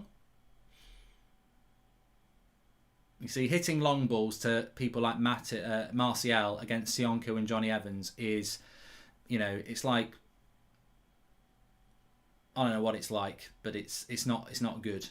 It's like throwing eggs against the brick wall and expecting them to not break. Joe Green says, I'm very surprised with that draw. I'm just glad that Cavani's warming up. I mean, people will get excited by Cavani warming up. I'm like, oh, Cavani's going to... It's like signing Erling Haaland. Oh, we're going to sign Erling Haaland. Do we actually watch what's going on? Like, what's Cavani going to do to that team to make us play better? The number 9 is not the problem. It's the midfield pivot and the slow movement of the ball from back to front.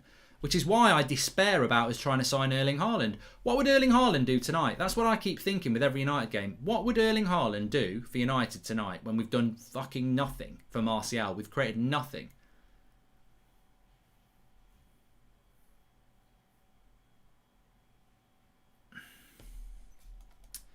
Sharath Kamath Fitness has just said that. What would Haaland do in this team and style? Martial has nothing. It's a drought. It's a graveyard shift, Sharath. Bored of seeing us forcing inadequate players at CDM. Play Van der Beek box to box with his tenacity. Bruno and Pogba ahead with usual front 3, says Grey B. If Donny is hooked before Fred, your reaction to it, says Salah Ahmed.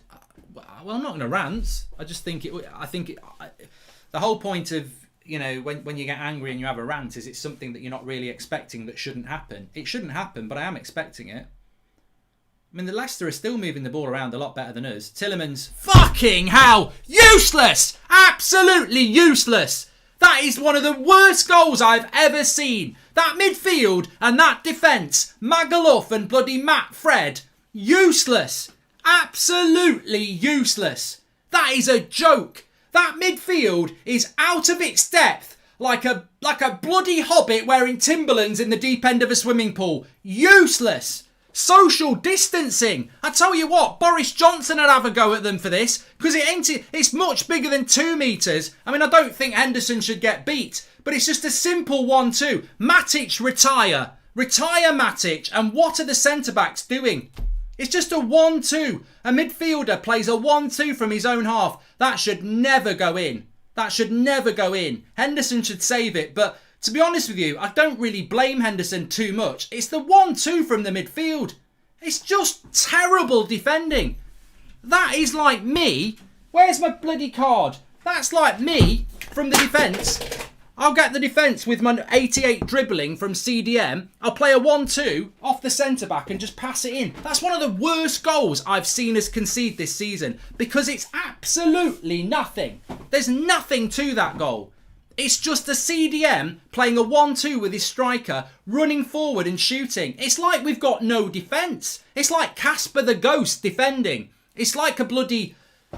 It's just like Tillemans has gone, I'm going to have a little jog forward, lay it into my striker. It's like a training exercise. You do that on training. You start with the ball on the halfway line. I want you to pass it into the forward. He's going to lay it off and then take a touch and shoot. There's nobody there. Just a joke. Absolutely terrible. And again, another goal conceded because our midfield pivot is shit. And it's not just the passing. They can't bloody defend. Ridiculous. I've said this for so long. I've said it for so long. It's not just the fact that they can't pass. They don't pick up the runners. Another goal conceded because of the shit CDM.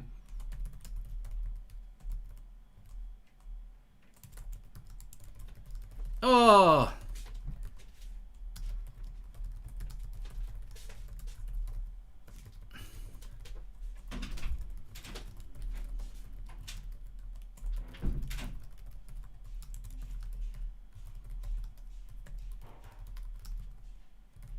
Awful. Absolutely awful. And Ollie persists with these bags of cement in the midfield.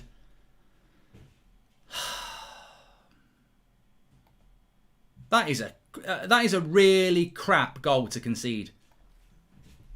On so many levels. And yeah, I agree. I agree Henderson should do better. But bloody hell, again, I'd say Henderson's mistake is probably the same as Maguire's. He's got to do better. But the real issue is coming from the... Look at this. Nobody goes to him. Fred, too slow. Matic, too slow. Lindelof turning his back. Look, it's so rubbish. It's a 1-2. Nobody goes to him. Matic thinks he's on a country walk. Lindelof's blocking him from a mile off. Turning your back on a bloody shot, Lindelof. What's he doing? He turns his back on it. He may as well be in bloody Derby. He's that far away. Front up to it and bloody close him down. Turning your back on him. Oh my God. Don't tell me that Lindelof and Maguire are all right because we've had a load of clean sheets. They've been bloody getting away with it. That's what's been happening. We've conceded 2 shit goals today and they've both had a part to play in it.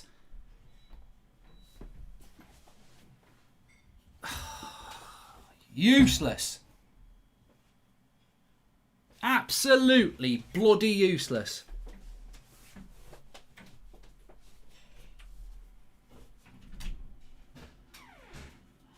They need to... I tell you what, our midfield need masks on because they're bloody social distancing and they also need clown masks and a mask on top of that. They need 2 masks. Clown mask and a bloody social distancing mask.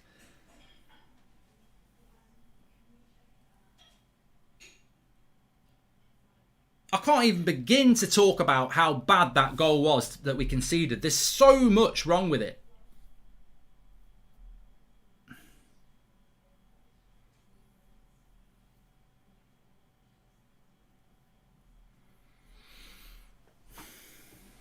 Well, we're making the job hard, aren't we? Because we're conceding silly goals again now. Everyone gets excited. Oh, we've got loads of clean sheets. Yeah, because we play a back 6. Get Fred or Matic off and get bloody Bruno on. If he takes Donny off for Bruno, to protect what? What are we protecting? Ollie's tactics is Bruno Fernandes, Matic and Fred need to leave. Maguire needs to stop going forward and play last man instead, says Naveen. Cross comes in. Sionku wins it. Even Alan Shearer said at half-time that Martial was being starved of service. Fred at fault for first and partially at fault for the second, says Darry. Here's a good run by Greenwood. Cut back, Greenwood. Oh, Pogba was the ball. Cut back. Good run, though. Good run. Here's Tellez. Wild. Wild Tellez. Please subscribe, by the way. We're getting closer to 10,000, but Manchester United are getting further away from the FA Cup semi-final here. Oh.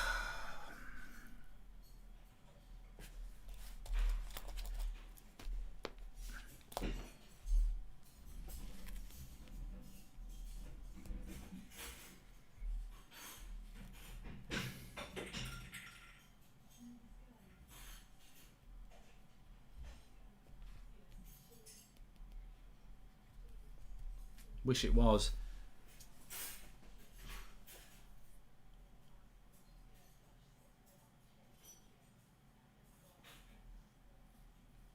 But this is the thing, you know, have you noticed over the last couple of weeks when we've been keeping clean sheets and everyone's been saying our defence is fine and I've stayed quiet? Oh, Vardy.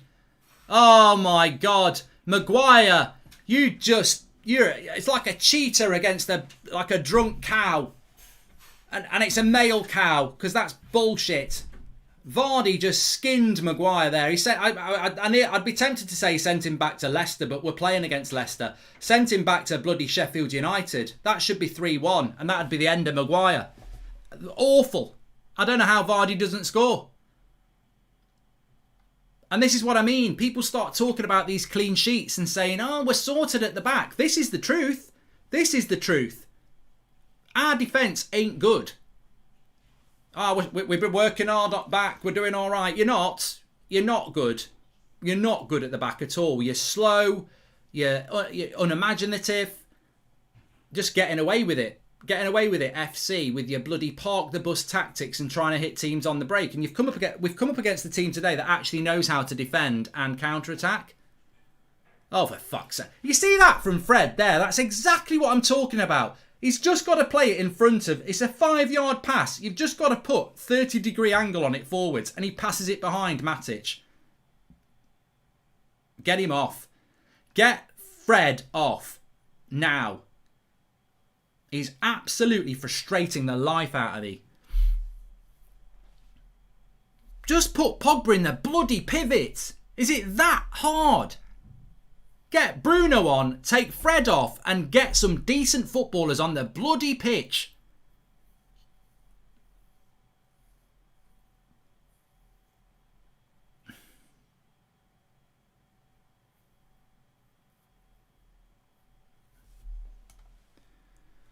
Freddie's ass, says Holly. Well, yeah, let's see Ricky defend Matic later. He's done, says JM. Well, yeah, I mean... Half an hour to go. I mean, that's the positive. There's plenty of time, but we should have lost. We should be 3-1 down. Vardy should score. Look at him. He skips past Lindelof. He's having a bloody laugh. Don't ever tell me that Maguire and Lindelof are quick enough at the back.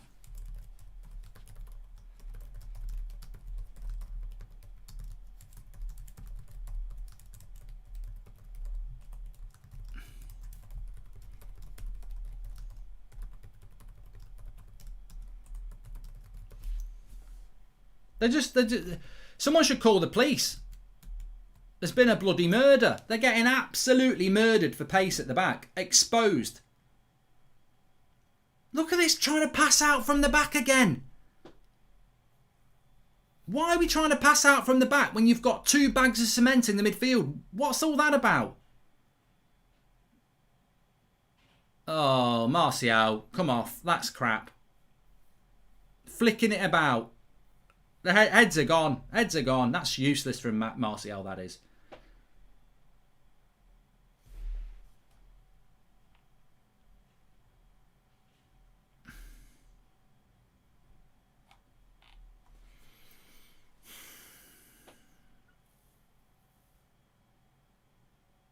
I tell you what, we're nothing without Bruno, aren't we, as well?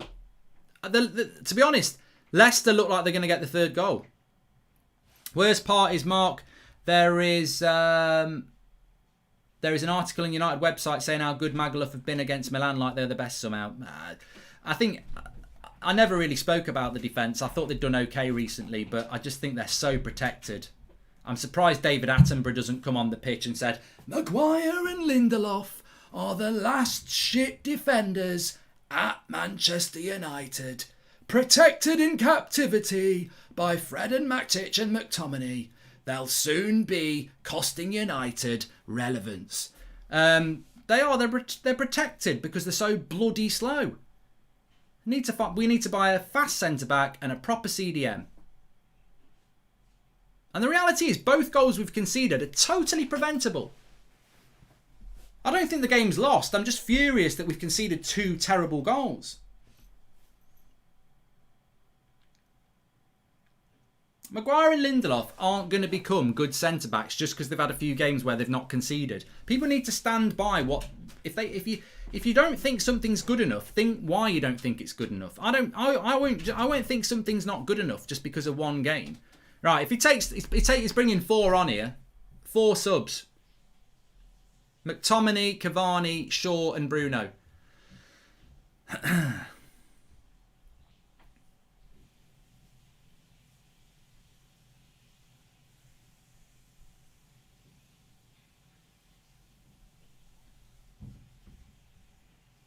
If he doesn't take Fred off, Tellez, terrible. Right, you're off, Tellez, anyway. That's the end of you. You should have had a shot. Right, let's have a look at these substitutions. 4 subs. Matic, off.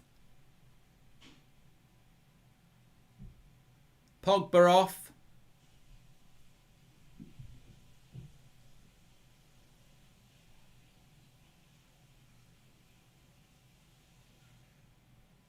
You can't take Donny off. Oh, for fuck's sake. Oh, for fuck's sake.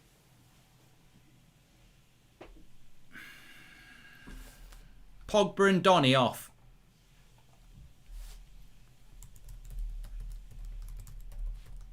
Who else came off? Pogba, Donny, Matic.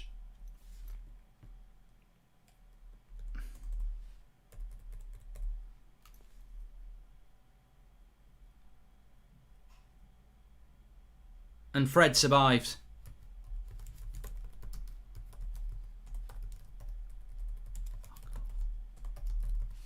That is a joke. That is an absolute joke.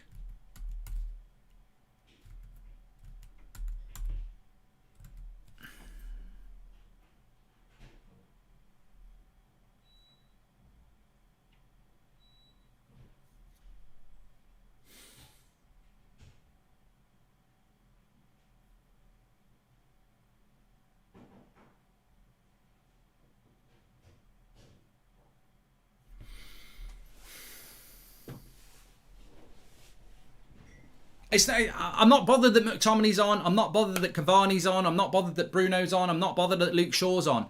It's the fact that Fred stays on.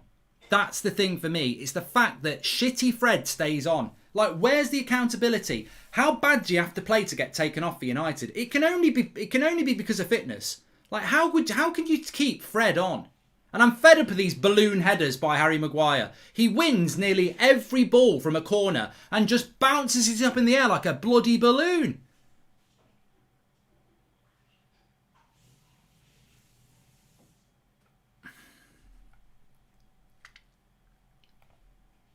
I just despair. I despair at this point.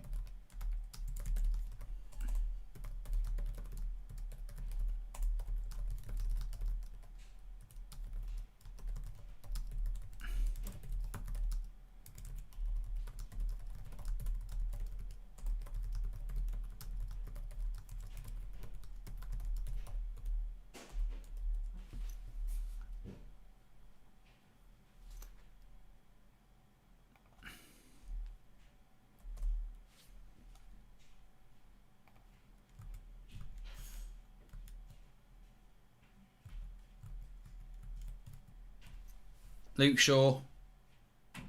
Back post. Oh, Wan-Bissaka. Greenwood. Wan-Bissaka. Cross comes in. Oh, come on. 20 minutes to go. 25 minutes to go. Well done, Ollie. You've just surrendered the FA Cup. Taking Pogba and Donny off has just finished the game. I'm dumbfounded why Fred is on. I don't see progress. I see an inexperienced manager saving his job by grinding out a few results. And yes, thanks to Bruno to save Ollie a precious job, says Palab. Sad to see Donny off. Thought he was having a real positive game and getting after the ball at every chance, says Diogo. I pray to God this goblin loses. Even if we win, it is so good. He's an incompetent coach, says Arvind. And he's done nothing to change tactics or system. It's just like for like. It's piss poor, says Robbo FM. You know what? Let's have a look at what's happened here. I can do this on the screen. So, Donny and Pogba have gone off. And Matic has gone off. and Tellez has gone off. Luke Shaw has come on. All right, like for like there. McTominay has come on. I don't know where to put McTominay. Let's just put McTominay sort of there, because even though he's not going to play there. Bruno's come on.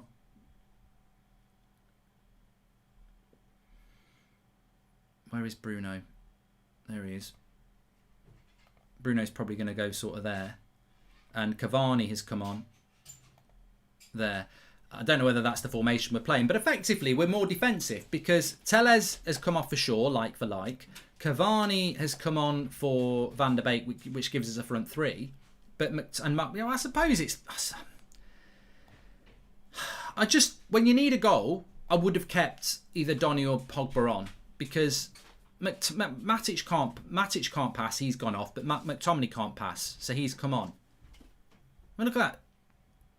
McTominay again, just losing the ball. Fred bouncing a ball out wide. It's just...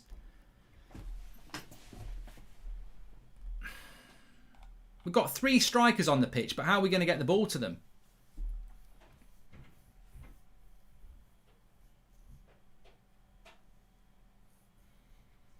And if we do go out, it's the midfield pivot and the centre-backs that cost us the game. Magaluf and McFred, or bloody MacFred, or whatever you want to call it. Shit Fred, I'll call it. Is for Vardy up against Maguire. He does quite well there, actually. Did well there, Maguire, because he could have got done for pace. Look at Fred again. I mean, who was that pass to from Fred? He just literally puts his foot there and sees where it will bounce, doesn't he? There's no conviction in what he's trying to do with his ball.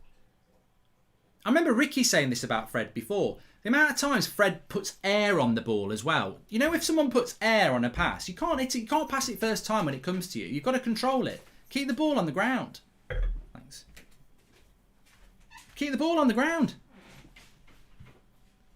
We've now got McTominay and Fred. To me, to you. To me, to you. Shellfish FC. Crabs. Here's Bruno.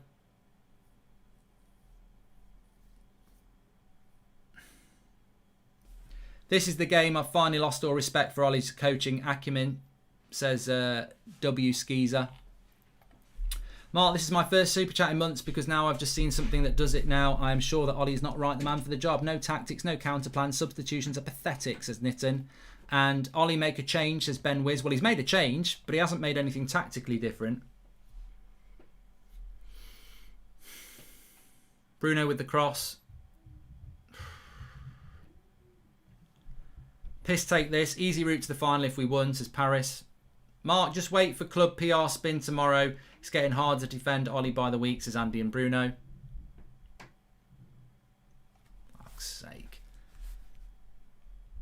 Look, I know Bruno... Sorry, I know Pogba and Donny have only just come back from injury, but one of them has to stay on. What a tackle by Sionku, that is.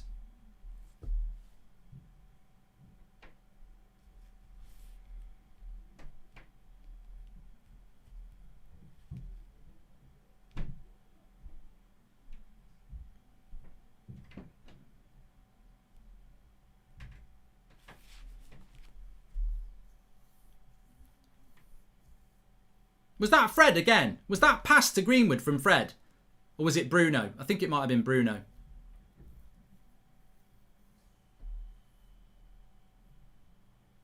Look at that. Fred runs forward. That's a foul by McTominay as well. Standard. Absolute standard. What are you shouting at, McTominay? You pushed him over. Yeah, you've been booked for it as well, you prat. Fucking hell. Fred runs past the ball. We've got no midfield left. I mean, to be fair, I don't even know if that is a foul. But just out of position. Out of position as per usual. Oh, I've disappeared here. What's happened to my bloody camera?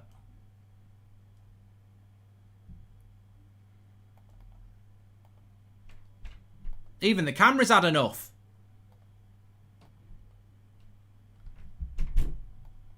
Oh, for fuck's sake. What's gone on here?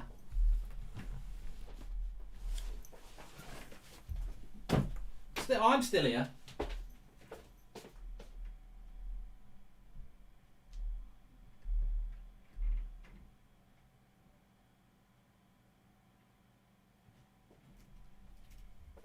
What's happened there? That's a first.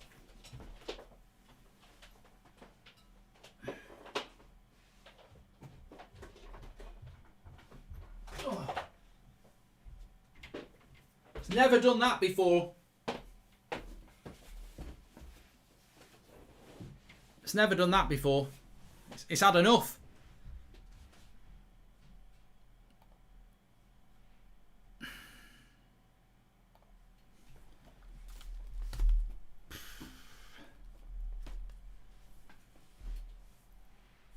Commentators here talking about a lack of creativity, CDM and subbing Donny van der Beek instead of Fred, says Fringe. Yeah, because you know what? Even mainstream media will start to figure out that this is clueless. I can actually take any more of this. I'm sure Pep is at home watching this, laughing at Ollie making subs in one hit. Embarrassing, says Nick P.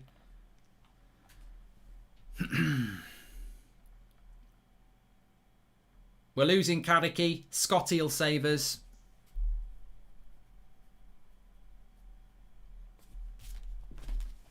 I tell you what though, what I would say is, what coach, when you are losing 2-1 because your midfield is crap, keeps one of the main contributors of that midfield being crap on the pitch and takes off two creative players who, with Bruno, could make you get more chances? So he keeps Fred on the pitch, but he takes Pogba and Donny van der Beek off and keeps Fred on the pitch, who cost us the first goal, who couldn't be asked to put a tackle in on the second goal, who's run round like he's playing some sort of weird hide and seek game with a blindfold on, just booting the ball anywhere, running around like he's having the time of his life. Fred, to me, looks like a guy who doesn't give a shit, who's basically won a competition to play in midfield for Manchester United and hasn't kicked a ball in his life. And I tell you what, to take Fred off in a game, to keep Fred on in a game like this and take Donny van der Beek off and Paul Pogba off when you are losing 2-1. If we were winning 2-1, I get it. Keep a defensive-minded Pratt on. But to keep Fred on and take Pogba and van der Beek off when you need to score a bloody goal, you keep him on. What sort of a manager does that? Why would you do that? Like, it's just... And look, what terrifies me is our manager is a legend because he scored the goal that won us the treble. If we lose this game, we're out of the FA Cup. We can't stop Manchester City. We can't stop Man City winning the treble. And also, this guy, he knows the United way. Did he play under Mourinho? Like, has he spent time living with Jose Mourinho? Because I've never seen anything as close to Mourinho football than Mourinho. What is he doing? Why is Fred still on the bloody pitch? We're still trying to play. He's done it again. He's passed it behind Maguire again. He can't pass forward. His brain literally is negative degrees. He gets the ball. He turns sideways. It's always got to be minus degrees. I can't go forward. He lives in the North Pole.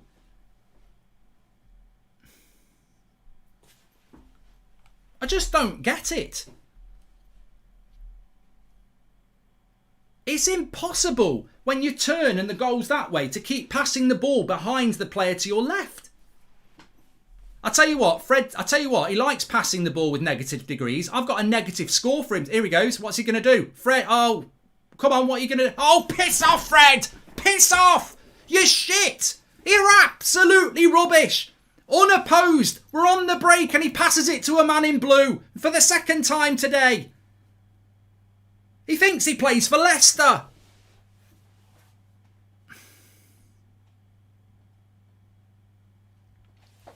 Unbelievable. And we've kept him on the pitch. Oh, God.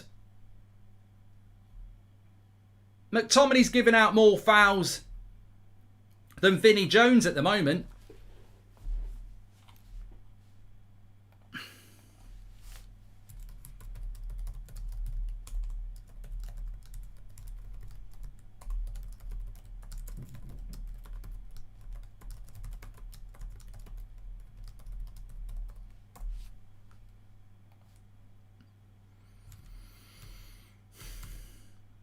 We're 100 subscribers away from 10,000. Please subscribe, bottom right hand corner. But we're also 10 minutes away from going out of the FA Cup with, I wouldn't even call it a whimper.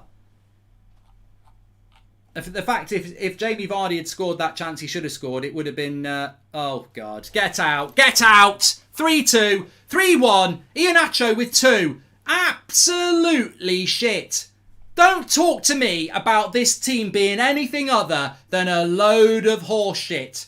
Absolute joke. Who's marking him on the back post? Useless. I tell you what, this is a reality bite. This is a reality bite for people who think Maguire, Lindelof, Fred, McTominay, they are the problem in that team. Awful. Absolutely awful. This is a simple cross to the back post. What's McTominay doing? He thinks he's on a bloody trampoline at an under-10s party. He's just jumping about. Useless, mate. Useless. What is he doing on the back post? Jumping like a bloody prat. What is he doing? Well, that's on McTominay. So basically, we've conceded 3 goals that we can all put on the centre defensive midfielders. Useless. Absolutely useless. Oh, I've fucking had enough. Just absolute prats. And this is on Solskjaer, this is. This is on Ollie.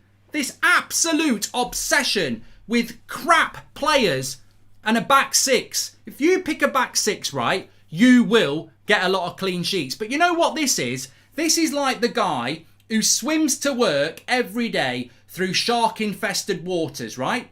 And he keeps doing it, right? And every time he gets to work, the shark just nearly catches him and he goes, up yours, you didn't catch me, did you?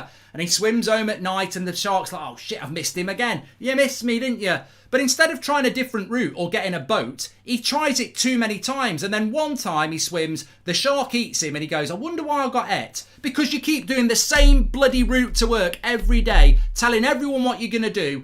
And you've been eaten. You've been eaten this time because you're a bloody prat. You've got nothing. You never try anything different. You never try a different route. You never use anything different. You use the same crap players all the time. The same back 6. McFred and McTominay. You've made your substitution. Sorry, Magaluf and McFred. What was his master plan? When we're 2-1 down, what was his master plan? Karaki, get the lads back on. What, we need a goal, Ollie? No, get them back on. Get McFred on and get Magaluf. That's what'll happen. And we've been worse. We've been actually worse. We need a goal and we've gone to a back 6. Unbelievable. Absolutely unbelievable. You need a goal and you bring bloody McFred. You reunite McFred.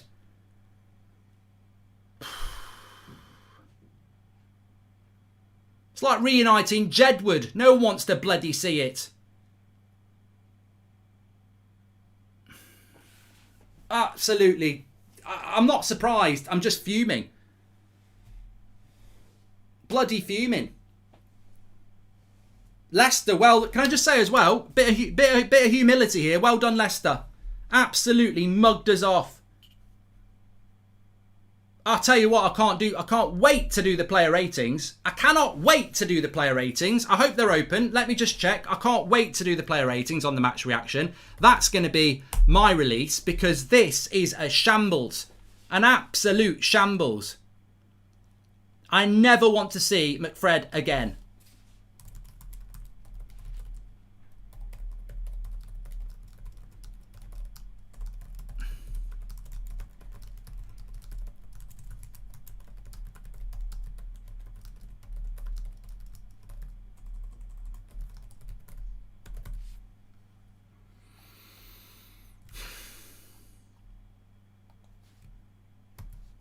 You know what? Since Pogba and Donny have gone off as well, we've created absolutely nothing. Nothing.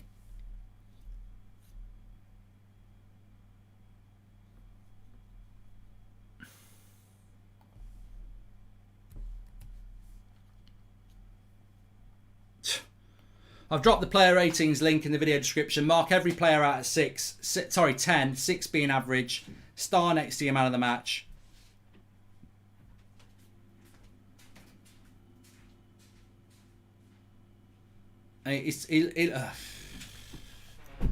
Just Pratt.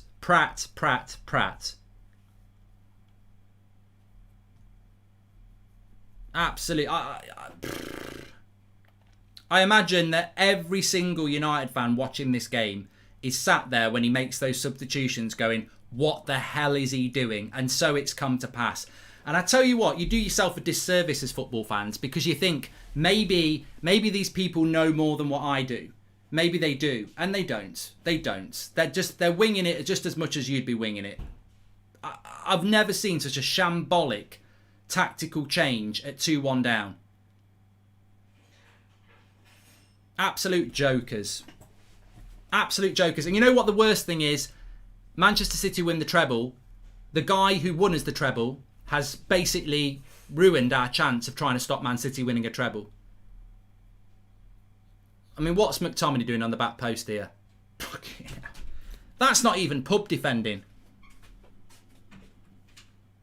What is he doing on that back post? Every goal has been preventable for Manchester United today, and every goal has come down to crap defending. Magnificently crap. Just stunning level of incompetence. Fred on the first goal, Matic, Fred, Lindelof on the second goal. Oh, he's finally took Fred off. About 80 minutes too late, mate. 80 minutes too late. The game's gone. It takes Fred off with 83 minutes gone and brings Amad Diallo on. God help us. Bloody God help us. What a prat. Jesus Christ.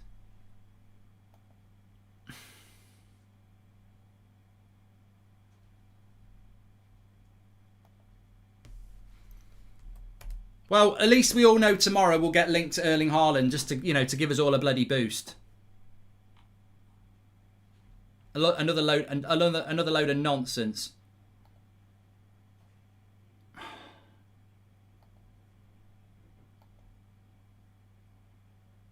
See, Bruno's playing at left back now.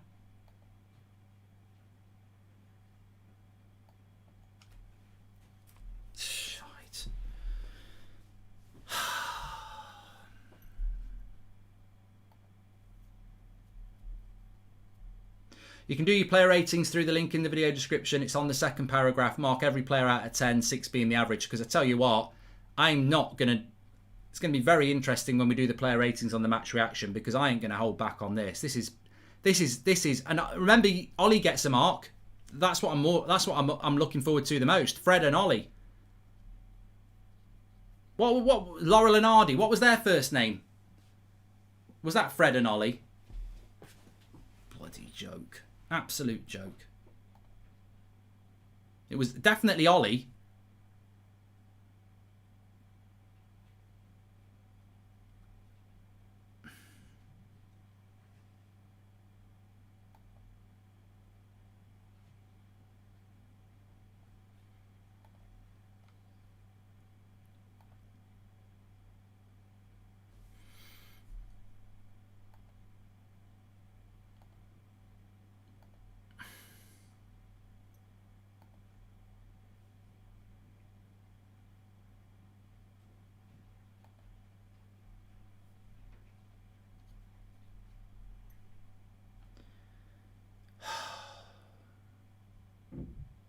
Here's Diallo. And McTominay goes sideways. Of course he does. Of course he goes sideways. Free kick with 4 minutes to go. If Ollie wasn't a club legend... Oh, sorry, I'll come back to that.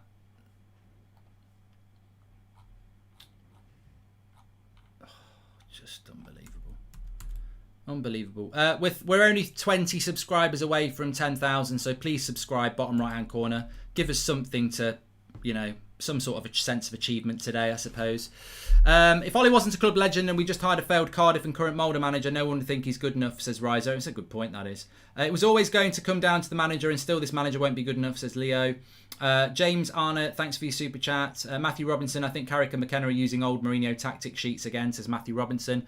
Bruno with the shot. Good free kick from Bruno. Good save by Schmeichel. Mark, let's not forget Leicester are missing loads of key players as well, says Mr. Dan United. Mark, I'm gutted like you, mate. Our fans surely can't can't believe whatever crap the club attempt as this is so bad, says Andy and Bruno. The only thing the board wants is top 4. They don't give a shite about anything else, says Hunter. On the plus side, since the press love Dino, then they have to blame the defence. CDM's no De Gea to blame this time, says Steve Lebo. Ollie is a muppet. 4 favourite puppets. What a joke. Absolute abysmal, says Cam. On the plus side, since the press... Oh, I've done that one as well. Is that our away record gone, says Red Harlow? Yep. And Donny is one of Europe's top young midfield talents and he barely gets a run of 60 minutes, says Hitan. Are we surprised Cavani wants to leave? Ollie has done himself no favours, says Martin. And it's time for Ollie to go. He's a PE teacher, says Oliver H. But I'm not going to say Ollie out because I've always said we've got to give him till the end of the season, and we're not at the end of the season yet, are we? So, but I think today Solskjaer's got to take it on the nose. Some would say quite literally. I'm not a violent man, and I don't condone that sort of behaviour. But he's got to take this on the nose. It's been crap beyond belief, tactically ridiculous, and yeah, not good at all.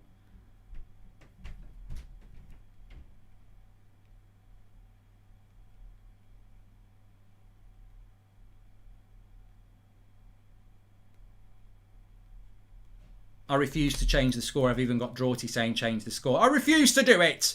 I refuse to change the score. If I don't do it, it didn't never happen, even though it's staring back at me on the screen. Mother mia, I just don't know. I just don't know. I mean, I'm sort of just calming myself down for the match reaction, to be honest with you, because it's... You know, I can't... It's not good for me just to stay up at that level for so long. Man City fans, La Liga fans, Arsenal fans, bring it on. You know, this is what football's all about. I always say this: sing when you're winning, banter when your rivals are getting bantered, and yeah, we're getting bantered. We're definitely getting bantered. You know, you look at Maguire and you think £80 million wouldn't pay 8. Fred for 50 million. What was all that about? Must be some sort of money laundering operation. I want to check his passport properly. I want his passport checked properly. I can't believe a Brazilian passes like that. But I think there's, you know, we'll talk about it in the player ratings on there, because I think that there are. I think Lindelof turning his back on that second goal is miles away, and you don't turn your back. Why are you turning your back on a shot? I hate that. I absolutely hate players who turn their back on a shot. And he turns his back on a shot from somewhere he shouldn't be turning his back on a shot. Yeah, big shout out to Cards Plug, by the way, for sponsoring the show today. Remember, you can get 40% off. They've got new designs for you to do. You get your own sort of. You can do your own. Put your own picture on there. You can put other players on there if you want to. Don't put Fred on. And you can get your own. Well, I've got one here. There you go. 40% off with the code United Stand. Links in the video description. That player in our midfield is what we need. Unfortunately, I'm too old, but some of that would be nice. Somebody with half those stats would be nice. 4 minutes added on. We're going out the FA Cup. I don't mind going out the FA Cup if you, in certain circumstances, but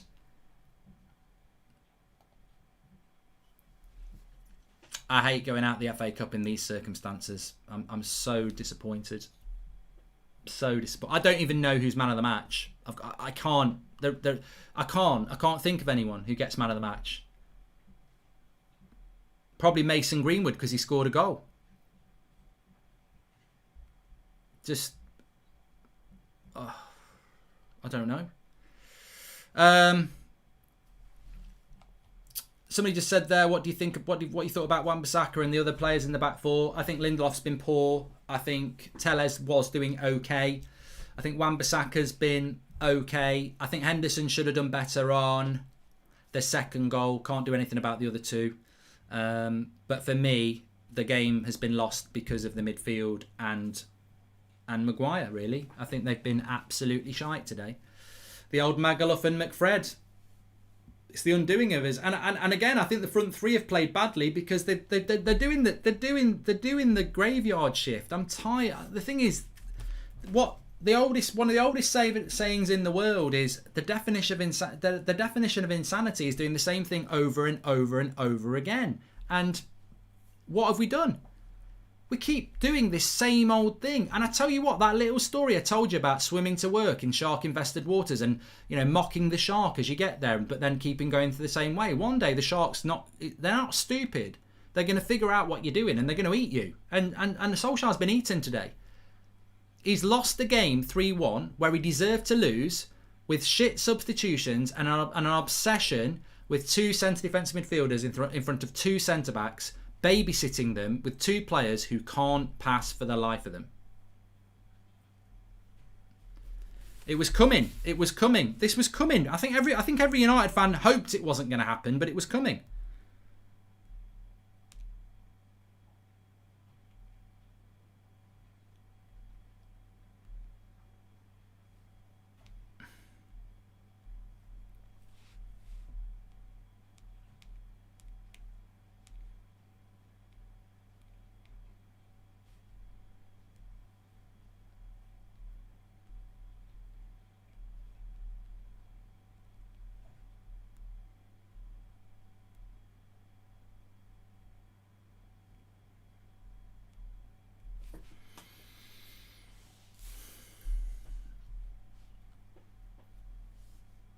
Well, you know what?